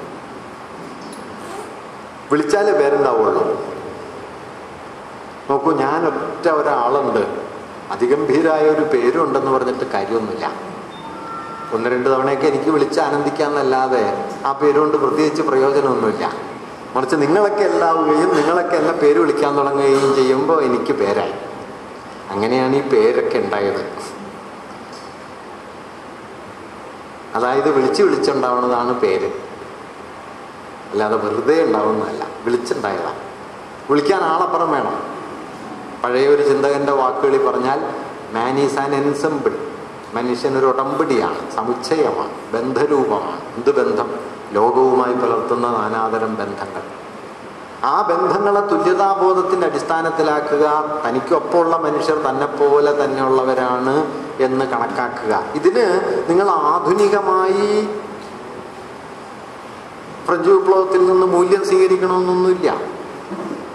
പഴയ ചില ബോധ്യങ്ങളെ നിങ്ങൾ സമകാലികമായിട്ട് മനസ്സിലാക്കിയാലും മതി. ഇപ്പം മഹാഭാരതം മുഴുവൻ വായിച്ചു നോക്കുമ്പോൾ മഹാഭാരതത്തിൽ ഈ ധർമ്മം എന്താന്നുള്ള കാര്യം വളരെ കുഴഞ്ഞ കേസാണ്.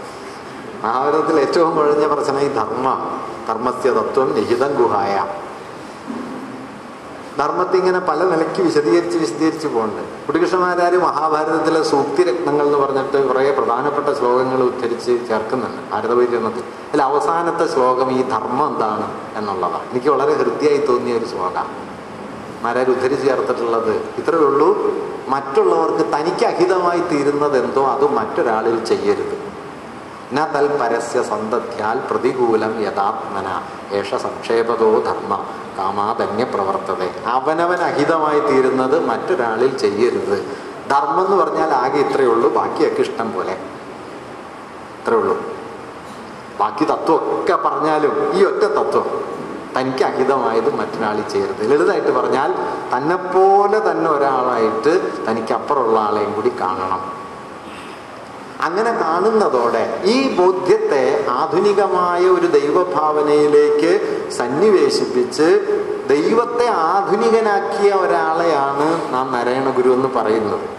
നാരായണ ഗുരുവിൻ്റെ ഒരു വലിയ പ്രാധാന്യം, മൂപ്പര് ഒരുപാട് വ്യവസായ പ്രദർശനം നടത്തിക്കൊണ്ടിരുന്ന സമയത്ത്, അതായത് ആധുനികതയുടെ ഉപകരണ വിധാനങ്ങളെ കേരളത്തിൽ നടപ്പാക്കാൻ ശ്രമിക്കുകയും വിദ്യാലയങ്ങൾ സ്ഥാപിക്കുകയും വ്യവസായശാലകൾക്ക് വേണ്ടി പ്രവർത്തിക്കാൻ ആളുകളോട് പറയുകയും ഇംഗ്ലീഷ് പഠിക്കണമെന്ന് പറയുകയും ഒക്കെ ചെയ്തതിന് ഇപ്പുറത്ത് ദൈവഭാവനയെ ഈ ആധുനികമായ തുല്യതാബോധത്തോട് ചേർത്ത് വയ്ക്കുകയാണ്. അങ്ങനെ ഒരു ഭാഗത്ത് സാമൂഹികമായ ഉപകരണ വിധാനത്തെ ആധുനികമാക്കി, മറുഭാഗത്ത് അധ്യാത്മത്തെയും ദൈവഭാവനയെയും ആധുനികമാക്കി. സാഹോദര്യം എന്നതിനെ ദൈവഭാവനയുടെ ഹൃദയമാക്കി. ഇത് രണ്ടും കൂടി ചേരുമ്പോഴാണ് വാസ്തവത്തിൽ നവോത്ഥാനം അതിൻ്റെ ഊർജ്ജസ്വലമായ ഒരാവിഷ്കാരമായി മാറുക. അങ്ങനെ പ്രവർത്തിച്ച ഒരു ഘട്ടം നമുക്കുണ്ടായിരുന്നു. ആ ഘട്ടത്തിൻ്റെ ഏറ്റവും തേജോമയമായ ആവിഷ്കാരമായതുകൊണ്ടാണ് വീട്ടി ഇത്രമേൽ വിധ്വംസകമായ ശേഷിയിൽ ആചാരങ്ങളോട് ഇടഞ്ഞ ഒരാളായി തീർന്നത്. യോഗക്ഷേമ സഭ മാത്രമല്ല, പൊതുവിൽ നമ്മുടെ നവോത്ഥാന പാരമ്പര്യത്തിൽപ്പെട്ട പ്രസ്ഥാനങ്ങളൊക്കെ തന്നെ ഈ വിമർശന ബോധത്തെ, ലളിതമായി പറഞ്ഞാൽ ജാതി വ്യവസ്ഥയോടുള്ള നിശിതമായ വിമർശനങ്ങളെ, ജാത്യാചാരങ്ങളോടുള്ള കലഹങ്ങളെ, അതുവഴി ഒരു ആധുനിക സ്വത്വത്തെ സ്ഥാപിച്ചെടുക്കാനുള്ള വലിയ പരിശ്രമങ്ങളെ പതിയെ പതിയെ കൈയൊഴിയുകയും ആധുനികമായ ഉപകരണ വിധാനങ്ങളിലൂടെ അതത് സമുദായങ്ങളെ പുതിയ തരത്തിലുള്ള ജാതി സ്വത്വങ്ങളാക്കി മാറ്റുകയും ചെയ്യുകയാണ് പിൽക്കാലത്ത് സംഭവിച്ചൊരു കാര്യം. ഇത് സമുദായ ഭേദമില്ലാതെ കേരളത്തിൽ നടക്കുകയും അങ്ങനെ നടന്നതിൻ്റെ ഫലമായിട്ട് കഴിഞ്ഞ ഒരു 10-30 വർഷത്തിനിടയിൽ സമുദായം എന്ന വാക്കിന് ജാതി എന്നൊരർത്ഥമല്ലാതെ വേറൊരർത്ഥവുമില്ല എന്ന് വരികയും ചെയ്തു. സ്വതന്ത്ര സമുദായം എന്ന പേരിൽ പണ്ട് തിരുവിതാംകൂറിലൊരു പുസ്തകം ഈ മാധവൻ എഴുതിയിരുന്നു. അന്നത്തെ ഏറ്റവും ക്ഷോഭജനകമായ പുസ്തകമായിരുന്നു. അത് നിരോധിക്കപ്പെട്ടു. അത് കൈവശം വെച്ചാൽ നിങ്ങൾ അറസ്റ്റ് ചെയ്യപ്പെടാവുന്ന അത്ര വിധ്വംസക ശേഷിയുള്ള പുസ്തകമായിരുന്നു. അതിൻ്റെ പേര് സ്വതന്ത്ര സമുദായം എന്നായിരുന്നു. സമുദായം ആ നിലയിൽ ഒരു ചലനാത്മക ശേഷിയുള്ള ഒന്നായിട്ടാണ് കണക്കാക്കപ്പെട്ടത്. അതാണ് പിന്നീട് ഞാൻ ഈ പറഞ്ഞ വിപരീത ക്രിയയിലേക്ക് സംഭവിച്ചത്. അതുകൊണ്ട് നമ്മുടെ നവോത്ഥാനത്തിന് രണ്ടറ്റമുണ്ട്. ആ രണ്ടറ്റങ്ങളിൽ ഒന്നിൽ ഞാൻ ഈ പറഞ്ഞതുപോലെ ഒരാധുനിക മൂല്യബോധത്തെയും ആധുനികമായ ജീവിതക്രമത്തെയും കെട്ടിപ്പടുക്കാനുള്ള നാനാതരം പരിശ്രമങ്ങളുടെ കൂടിക്കലർന്ന വളരെ വളരെ സംഘർഷപൂർണമായ ഒരു ഘട്ടമാണെങ്കിൽ മിക്കവാറും അതിൽ നിന്ന് അതിൻ്റെ ഉപകരണപരമായ അംശത്തെ ഉയർത്തിക്കൊണ്ടുവരികയും വലിയ തോതിലുള്ള ആവിഷ്കാരങ്ങൾ ഉപകരണപരമായി കൈവരികയും മൂല്യപരമായി അത് പിൻവാങ്ങിപ്പോവുകയും ചെയ്ത ഒരു ഘട്ടം വന്നിരിക്കുന്നു. അഴീക്കോട് മാഷ് ഗുരുവിനെ കുറിച്ച് എഴുതിയ ഒരു പുസ്തകത്തിൻ്റെ പേര് ഗുരുവിൻ്റെ ദുഃഖം എന്നാണ്. അത് മാഷ് അവസാനിപ്പിക്കുന്നത് ഈ പറഞ്ഞ ഒരാശയത്തെ മുൻനിർത്തിയിട്ടാണ്. നമുക്കിന്ന് ഗുരുവിന് കേരളത്തിലെമ്പാട് സ്മാരകങ്ങളുണ്ട്, ഗുരുവിൻ്റെ പേരിൽ വീഥികളുണ്ട്, കലാലയങ്ങളുണ്ട്, തലസ്ഥാനങ്ങളിൽ സഭാഗൃഹങ്ങളുണ്ട്, ആഘോഷങ്ങളുണ്ട്, അവധി ദിവസങ്ങളുണ്ട്. പക്ഷേ ഹൃദയത്തിലോ എന്ന് ചോദ്യം. ഹൃദയത്തിലെ ഗുരു എന്ന് പറഞ്ഞാൽ എന്താണ്? ഹൃദയത്തിലെ ഗുരു എന്ന് പറയുന്നത് താനല്ലാത്തവരെ കുറിച്ചുള്ള തൻ്റെ അളവില്ലാത്ത കരുതലും കരുണയുമാണ് ഹൃദയത്തിലെ ഗുരു. അതുകൊണ്ടാണ് അവസാനമായപ്പോൾ ഗുരു എഴുതിയ കൃതിയുടെ പേര് അനുകമ്പാ ദശകം എന്നായി തീർന്നത്. ആ അനുകമ്പാ ദശകത്തിൽ ഗുരു ആദ്യമായി പ്രാർത്ഥിക്കുന്നത് ഒരു വീട എറുമ്പിനും വരുത്തരുത് എന്നാണ്. ആ അനുകമ്പാ ദശകത്തിലാണ് ക്രിസ്തുവിനും നബിക്കുമൊക്കെ മലയാളം നൽകിയ ഏറ്റവും മഹനീയമായ വിശേഷണങ്ങൾ ഉണ്ടായി വന്നത്. പരമേശ പവിത്രപുത്രൻ എന്ന് ക്രിസ്തുവിനെ, കരുണാവാൻ നബി മുത്തുരത്നം എന്ന് നബിയെ. ഞാനിതൊക്കെ പറയുന്നത് ഇങ്ങനെയൊക്കെ തൻ്റെ മതത്തിന് പുറത്തുള്ള, തൻ്റെ ബോധ്യത്തിന് പുറത്തുള്ള ഒരു ദൈവത്തെ അഭിസംബോധന ചെയ്യാൻ ആത്മബലമുള്ള ആളുകൾ നമ്മുടെ സമൂഹത്തിൽ ഇന്ന് വളരെ കുറവാണ്.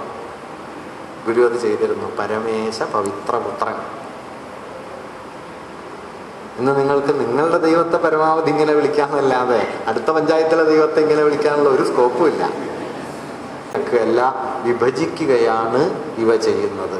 പോയി ഒരുപക്ഷെ നമ്മുടെ വിദ്യാഭ്യാസം പോലും വലിയ അളവ് ചെയ്യുന്നത് ഈ വിഭജനാണ്, കൂട്ടിയണക്കലല്ല. എല്ലാവരും ഒരുമിച്ച് പഠിക്കുന്ന പള്ളിക്കൂടങ്ങൾ ഏതാണ്ട് കേരളത്തിൽ നിന്ന് പോയി കഴിഞ്ഞു. ഓരോ ജാതിക്കാർക്ക് ഓരോ വിദ്യാലയങ്ങളുണ്ട്, ഓരോ മതക്കാർക്ക് ഓരോ വിദ്യാലയങ്ങളുണ്ട്, ഓരോ ആൾദൈവങ്ങൾക്കും ഓരോ വിദ്യാലയങ്ങളുണ്ട്, ഓരോ സാമ്പത്തിക നിലയിലുള്ളവർക്കും ഓരോ തരം വിദ്യാലയമുണ്ട്. ഇങ്ങനെ വരുമ്പോൾ എന്ത് സംഭവിക്കുന്നു വെച്ചാൽ, നിങ്ങളുടെ വീട്ടിൽ നിന്ന് നിങ്ങളുടെ കുഞ്ഞ് റോട്ടിലേക്ക് ഇറങ്ങി ഒരു ബസ്സിൽ കയറി ആ കുഞ്ഞിനെ പോലെയുള്ള കുറേ കുഞ്ഞുങ്ങളുള്ള ഒരു ബസ്സിൽ സഞ്ചരിച്ച് ആ കുഞ്ഞിനെ പോലെയുള്ള കുറേ കുഞ്ഞുങ്ങൾ പഠിക്കുന്ന ഒരു വിദ്യാലയത്തിൽ ചെന്ന് അതേ വണ്ടിയിൽ തിരിച്ച് നിങ്ങളുടെ വീട്ടുമുറ്റത്തെത്തി നിങ്ങളുടെ വീട്ടിലേക്ക് മടങ്ങി വന്ന് 10 കൊല്ലക്കാലം ഇങ്ങനെ പഠിച്ചു കഴിയുമ്പോൾ ആ കുഞ്ഞിന് തോന്നും ലോകം എന്നെപ്പോലുള്ളവരുടെ ഒരു സ്ഥാവളാണ് എന്ന് തോന്നും. കാരണം ആ കുഞ്ഞ് തന്നെപ്പോലെ അല്ലാത്ത ആരെയും കാണുന്നില്ല, അപരത്വത്തെ കാണുന്നില്ല. അപരത്തെ കാണുക എന്നുള്ളത് പറഞ്ഞു താനല്ലാത്തത്. ആ താനല്ലാത്തതിനോടുള്ള ഉന്മുഖത്വത്തിലാണ് ദൈവം പ്രവർത്തിക്കുക. അവനവൻ ആത്മസുഖത്തിന് ആചരിക്കുന്നതിൽ അപരന്റെ ഗുണം. അതുകൊണ്ട് ഇതൊക്കെ ചുവരിലെഴുതി വെച്ച കാര്യങ്ങൾ മാത്രമല്ല, കേരളത്തിൽ പ്രവർത്തിച്ച കാര്യങ്ങളാണ്. ആ പ്രവൃത്തിയുടെ ആകത്തുകയാണ് നമ്മൾ നവോത്ഥാനം എന്ന് പറയുന്നത്. പക്ഷെ ഇന്ന് നമുക്ക്, ഞാൻ നേരത്തെ പറഞ്ഞതുപോലെ, അത്തരം ഉത്കണ്ഠകൾ വലിയ തോതിൽ കൈമോശം വന്നതുകൊണ്ട് നമ്മുടെ രാഷ്ട്രീയ പ്രക്രിയയിലോ നമ്മുടെ സാമൂഹ്യ ബോധ്യത്തിലോ ആദിവാസി ഭൂപ്രശ്നം ഒരു നിർണായക പ്രശ്നമായിട്ട് വരില്ല. അല്ലെങ്കിൽ നമ്മുടെ സ്ത്രീജീവിതം എന്ന് പറയുന്നത് നമ്മുടെ വീട്ടകങ്ങളിൽ ഇത്രമേൽ ദാരുണമായി അവസാനിക്കുന്നത് എന്തുകൊണ്ടാണ് എന്ന ചോദ്യം നമ്മുടെ പൊതുജീവിതത്തിലെ പ്രധാനപ്പെട്ട ചോദ്യമായിട്ട് ഉയരുന്നില്ല. അതുകൊണ്ട് നവോത്ഥാനം എന്ന് പറയുന്നതിനെ ഞാൻ അവസാനിപ്പിക്കുകയാണ്. ഭൂതകാലത്തിലെ ഗൃഹാതുരമായ ഒരു പ്രഭാപൂർണമായ കാലത്തെക്കുറിച്ചുള്ള ഓർമ്മയായിട്ടല്ല, നമ്മുടെ കാലത്തെ പുതുക്കി പണിയാൻ പോന്ന ധാർമ്മിക പ്രേരണയായിട്ടാണ് നവോത്ഥാനത്തെ കാണേണ്ടത്. നമ്മുടെ കാലത്തിൽ പ്രവർത്തിക്കേണ്ട ധാർമ്മിക പ്രേരണയുടെ പേരാണ് നവോത്ഥാനം എന്നാകേണ്ടത്. അതല്ലാതെ അത് വീട്ടിവട്ടതിരിപ്പാടിൻ്റെ ഓർമ്മയല്ല. നിങ്ങൾക്ക് ചരിത്രത്തിൽ ഒരാളെയും മടക്കിക്കൊണ്ടുവരാൻ പറ്റില്ല. ഒരു യുഗപുരുഷനും തിരിച്ചു വന്നാൽ അയാൾക്ക് താൻ ചെയ്ത പ്രവൃത്തി ആവർത്തിക്കാനും കഴിയില്ല. ചരിത്രത്തിൽ യാതൊന്നും ആവർത്തിക്കാൻ കഴിയില്ല. പക്ഷെ ചരിത്രത്തിൽ നിങ്ങൾക്ക് ചെയ്യാവുന്നൊരു കാര്യം, ഭൂതകാലത്തിലെ ഓർമ്മയെ ഭൂതകാലത്തെക്കുറിച്ചുള്ള ഓർമ്മയാകാൻ അനുവദിക്കാതെ, ഭൂതകാലത്തിൽ കെട്ടിത്തളയുന്ന ഓർമ്മയാകാൻ അനുവദിക്കാതെ വർത്തമാനത്തിൽ പ്രവർത്തിക്കുന്ന ശക്തിയാക്കി മാറ്റാനായിട്ട് കഴിയും. നവോത്ഥാനം ഭൂതകാലത്തെക്കുറിച്ചുള്ള ഒരു ഓർമ്മയല്ല, വർത്തമാനത്തിൽ പ്രവർത്തിക്കേണ്ട ഒരു പ്രേരണയുടെ, അഗാധമായ പ്രേരണയുടെ പേരാണ്. ആ പ്രേരണയുടെ ഹൃദയമൂല്യമാണ് ഞാൻ നേരത്തെ പറഞ്ഞ സോദരത്വേന എന്ന വാക്യത്തിലുള്ളത്.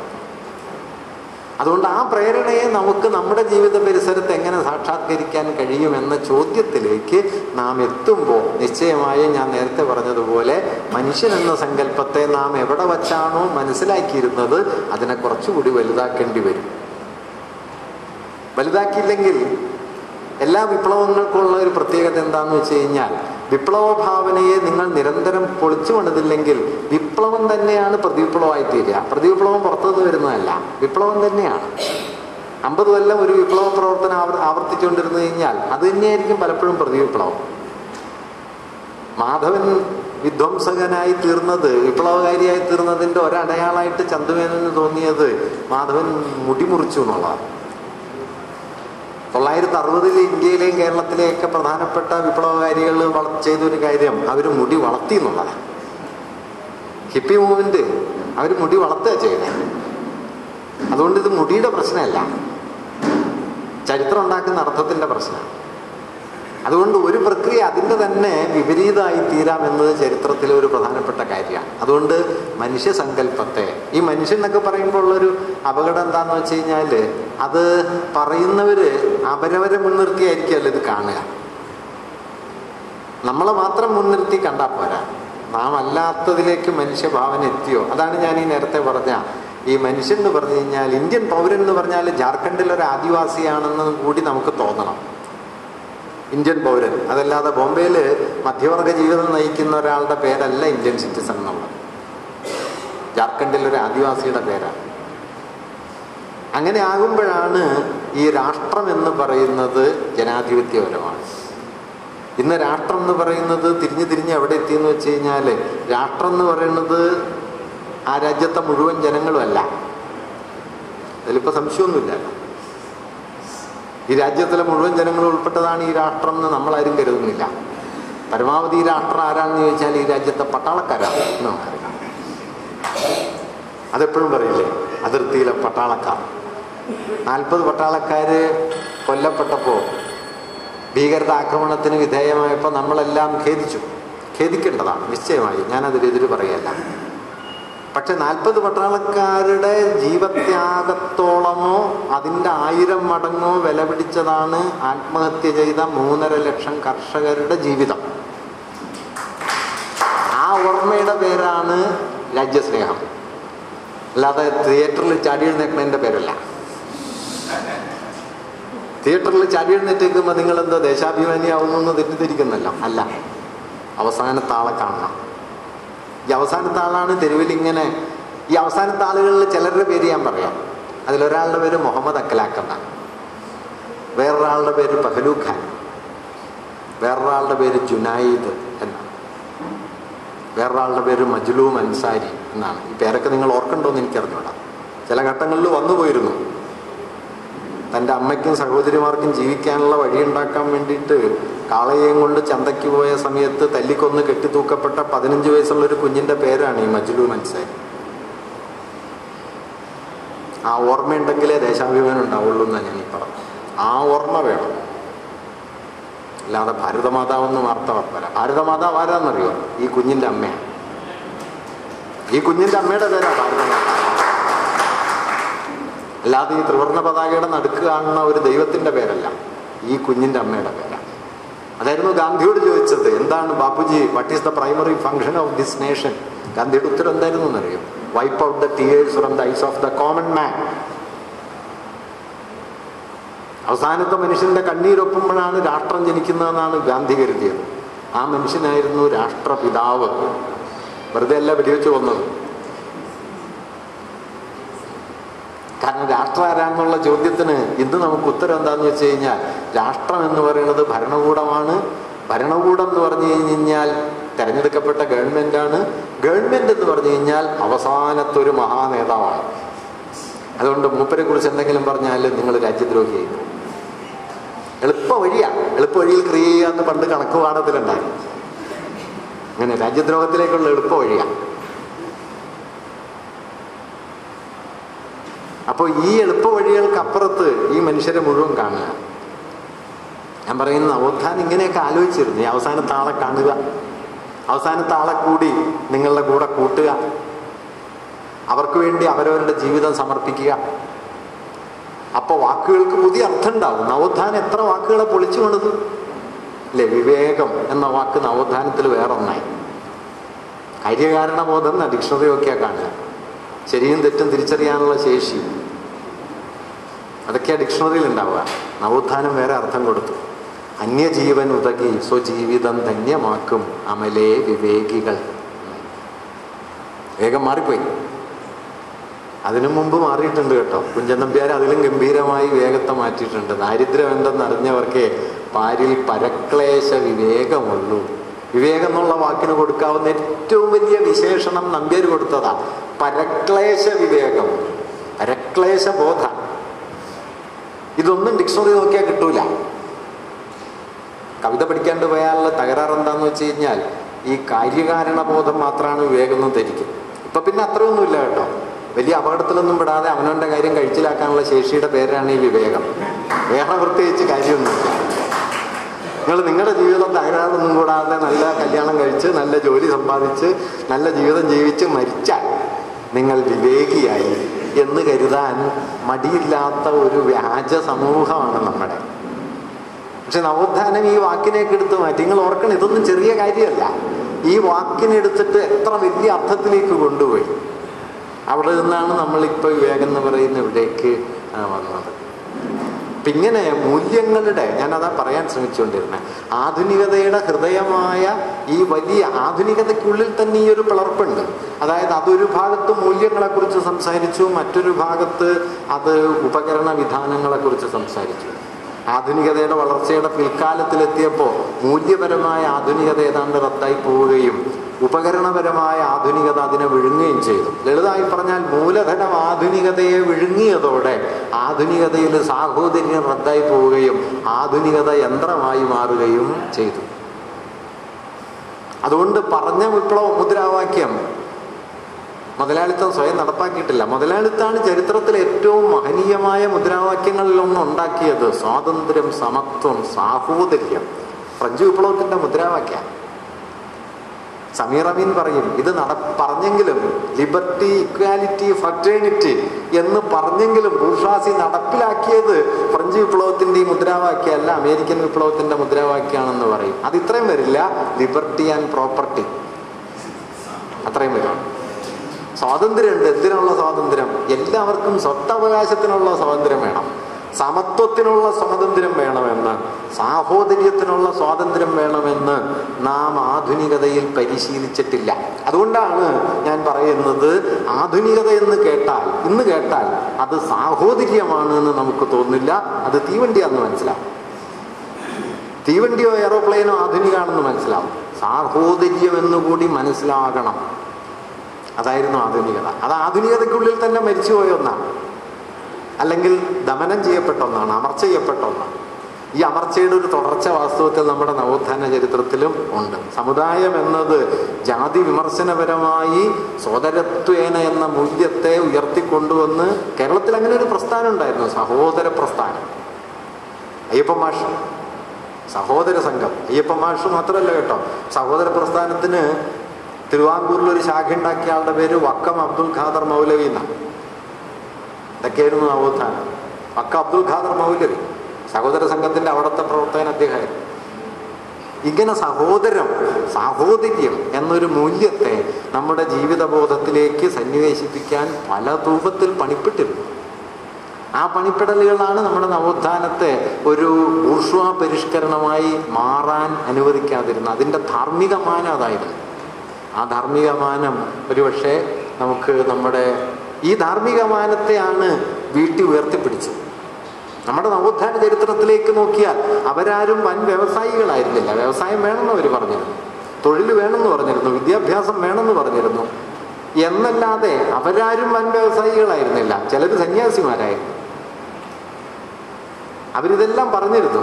അവർ ആധുനികരായത്, നവോത്ഥാനത്തിന്റെ വാഹകരായത് അവർ സ്വയമേവ വലിയ ഈ പ്രവർത്തനങ്ങൾ നടത്തിയിട്ടല്ല, മറിച്ച് ഈ മൂല്യത്തെ ആ പ്രവർത്തനങ്ങളിലേക്ക് കൂട്ടിയിണക്കിയതുണ്ട്.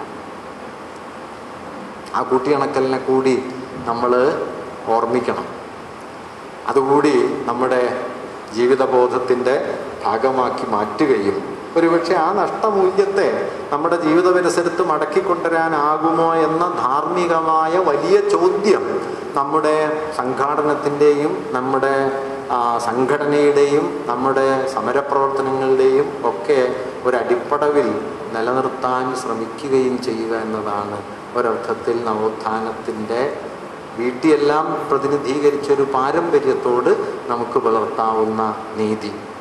അതല്ലാതെ നമ്മുടെ സംഘടന വകയായിട്ട് എന്താ പറയുക, ഒരു ചിട്ടി കൂടി തുടങ്ങലല്ല. അത് തെറ്റൊന്നുമല്ല കേട്ടോ, ചിട്ടി തുടങ്ങണ നല്ലതാ. ചിട്ടിയിലൊരു നവോത്ഥാന മൂല്യമുണ്ട്. അതെന്താന്ന് വെച്ച് കഴിഞ്ഞാൽ ഈ രാജാവിൻ്റെ കയ്യിലോ ജന്മിയുടെ കയ്യിലോ മാത്രം ഉണ്ടായിരുന്ന പണം എന്നതിന് പകരം നാട്ടുകാരുടെ കയ്യിലെ പണം എല്ലാം കൂടി ശേഖരിച്ച് നാട്ടുകാരുടെ ആയി പണം മാറുന്നു എന്നുള്ളതാണ് ചിട്ടിയും ബാങ്കും വരുന്നതിൻ്റെ ഒരു അടിസ്ഥാനം. അതൊരു നവോത്ഥാന പ്രവർത്തനമാണ്. പക്ഷെ എപ്പോഴും ചിട്ടി നവോത്ഥാനമല്ല. ചിലപ്പോഴൊക്കെ ചിട്ടിയിലൊരു നവോത്ഥാനം ഉണ്ടെന്നല്ലാതെ ചിട്ടിയാണ് നവോത്ഥാനം എന്ന് തെറ്റിദ്ധരിക്കരുത്. അതിന് നമ്മൾ മുമ്പോട്ട് കൊണ്ടുപോകണം. ഈ മൂല്യം ഉണ്ടെങ്കിലേ ചിട്ടി കൊണ്ട് കാര്യമുള്ളൂ. അപ്പൊ അത് പ്രധാനപ്പെട്ടൊരു കാര്യം. ഞാൻ അതാ പറഞ്ഞ, ഉപകരണ വിധാനം മാത്രമാവുകയും മൂല്യം നഷ്ടപ്പെടുകയും ചെയ്താൽ നമുക്ക് നവോത്ഥാന മൂല്യങ്ങളെ നിലനിർത്താൻ കഴിയില്ല. അങ്ങനെ വരുമ്പോഴാണ് നമ്മൾ ഈ പറയുന്നത് പോലെ മൂല്യം പുറത്തായി പോവുകയും ആചാരം ദൈവമായിട്ട് വേഷന്മാർ വരികയും ചെയ്യും. ആചാരമൊന്നുമല്ല ദൈവം, ദൈവം ഈ പറഞ്ഞത്. അപ്പം ആ നിലയിൽ നമ്മുടെ ബോധ്യങ്ങളെ പുനഃക്രമീകരിക്കാനുള്ള വലിയൊരു പ്രേരണയായിട്ട് നമ്മുടെ നവോത്ഥാനത്തെക്കുറിച്ചുള്ള, വീട്ടിയെക്കുറിച്ചുള്ള, അതുപോലെയുള്ള വലിയ മനുഷ്യരെക്കുറിച്ചുള്ള ഓർമ്മ. അതുകൊണ്ടാണ് ഞാൻ പറഞ്ഞത്, ഓർമ്മയെ ഭൂതകാലത്തെക്കുറിച്ചുള്ള ഒരു ധാരണയാക്കി മാറ്റാതെ വർത്തമാനത്തിൻ്റെ ഒരു പ്രവൃത്തിയാക്കി ഓർമ്മയെ മാറ്റുക. അപ്പോൾ ഓർമ്മ ചലിക്കാൻ തുടങ്ങും. അല്ലെങ്കിൽ ഓർമ്മ കെട്ടിത്തിളഞ്ഞു കിടക്കും. ഓർമ്മ ഏതോ കാലത്തെക്കുറിച്ചുള്ള ഓർമ്മയാണ്. മറിച്ച് ഓർമ്മ നിങ്ങളെ പ്രവർത്തിപ്പിക്കുമ്പോൾ ഓർമ്മ ചലിക്കുകയും ആ ചലനം ഒരുപക്ഷെ ആ ചലനത്തിൻ്റെ പ്രഭവമായി ആരാണോ നിന്നിരുന്നത് അവരെ തന്നെ മറികടക്കുകയും ചെയ്യും. അങ്ങനെ ഓർമ്മയ്ക്ക് ഒരു നിശ്ചലതയിൽ നിന്ന് ചലനാത്മകതയിലേക്ക്, ഭൂതത്തിൽ നിന്ന് വർത്തമാനത്തിലേക്ക്, ജഡത്വത്തിൽ നിന്ന് സക്രിയത്വത്തിലേക്ക് ഒരു വലിയ സഞ്ചാരശേഷി കൈവരും. അങ്ങനെ സക്രിയമായി തീരുന്ന ഒരു ഓർമ്മയായി വീട്ടിൽ നിലനിൽക്കട്ടെ എന്ന് ആഗ്രഹിക്കുന്നു. നമസ്കാരം.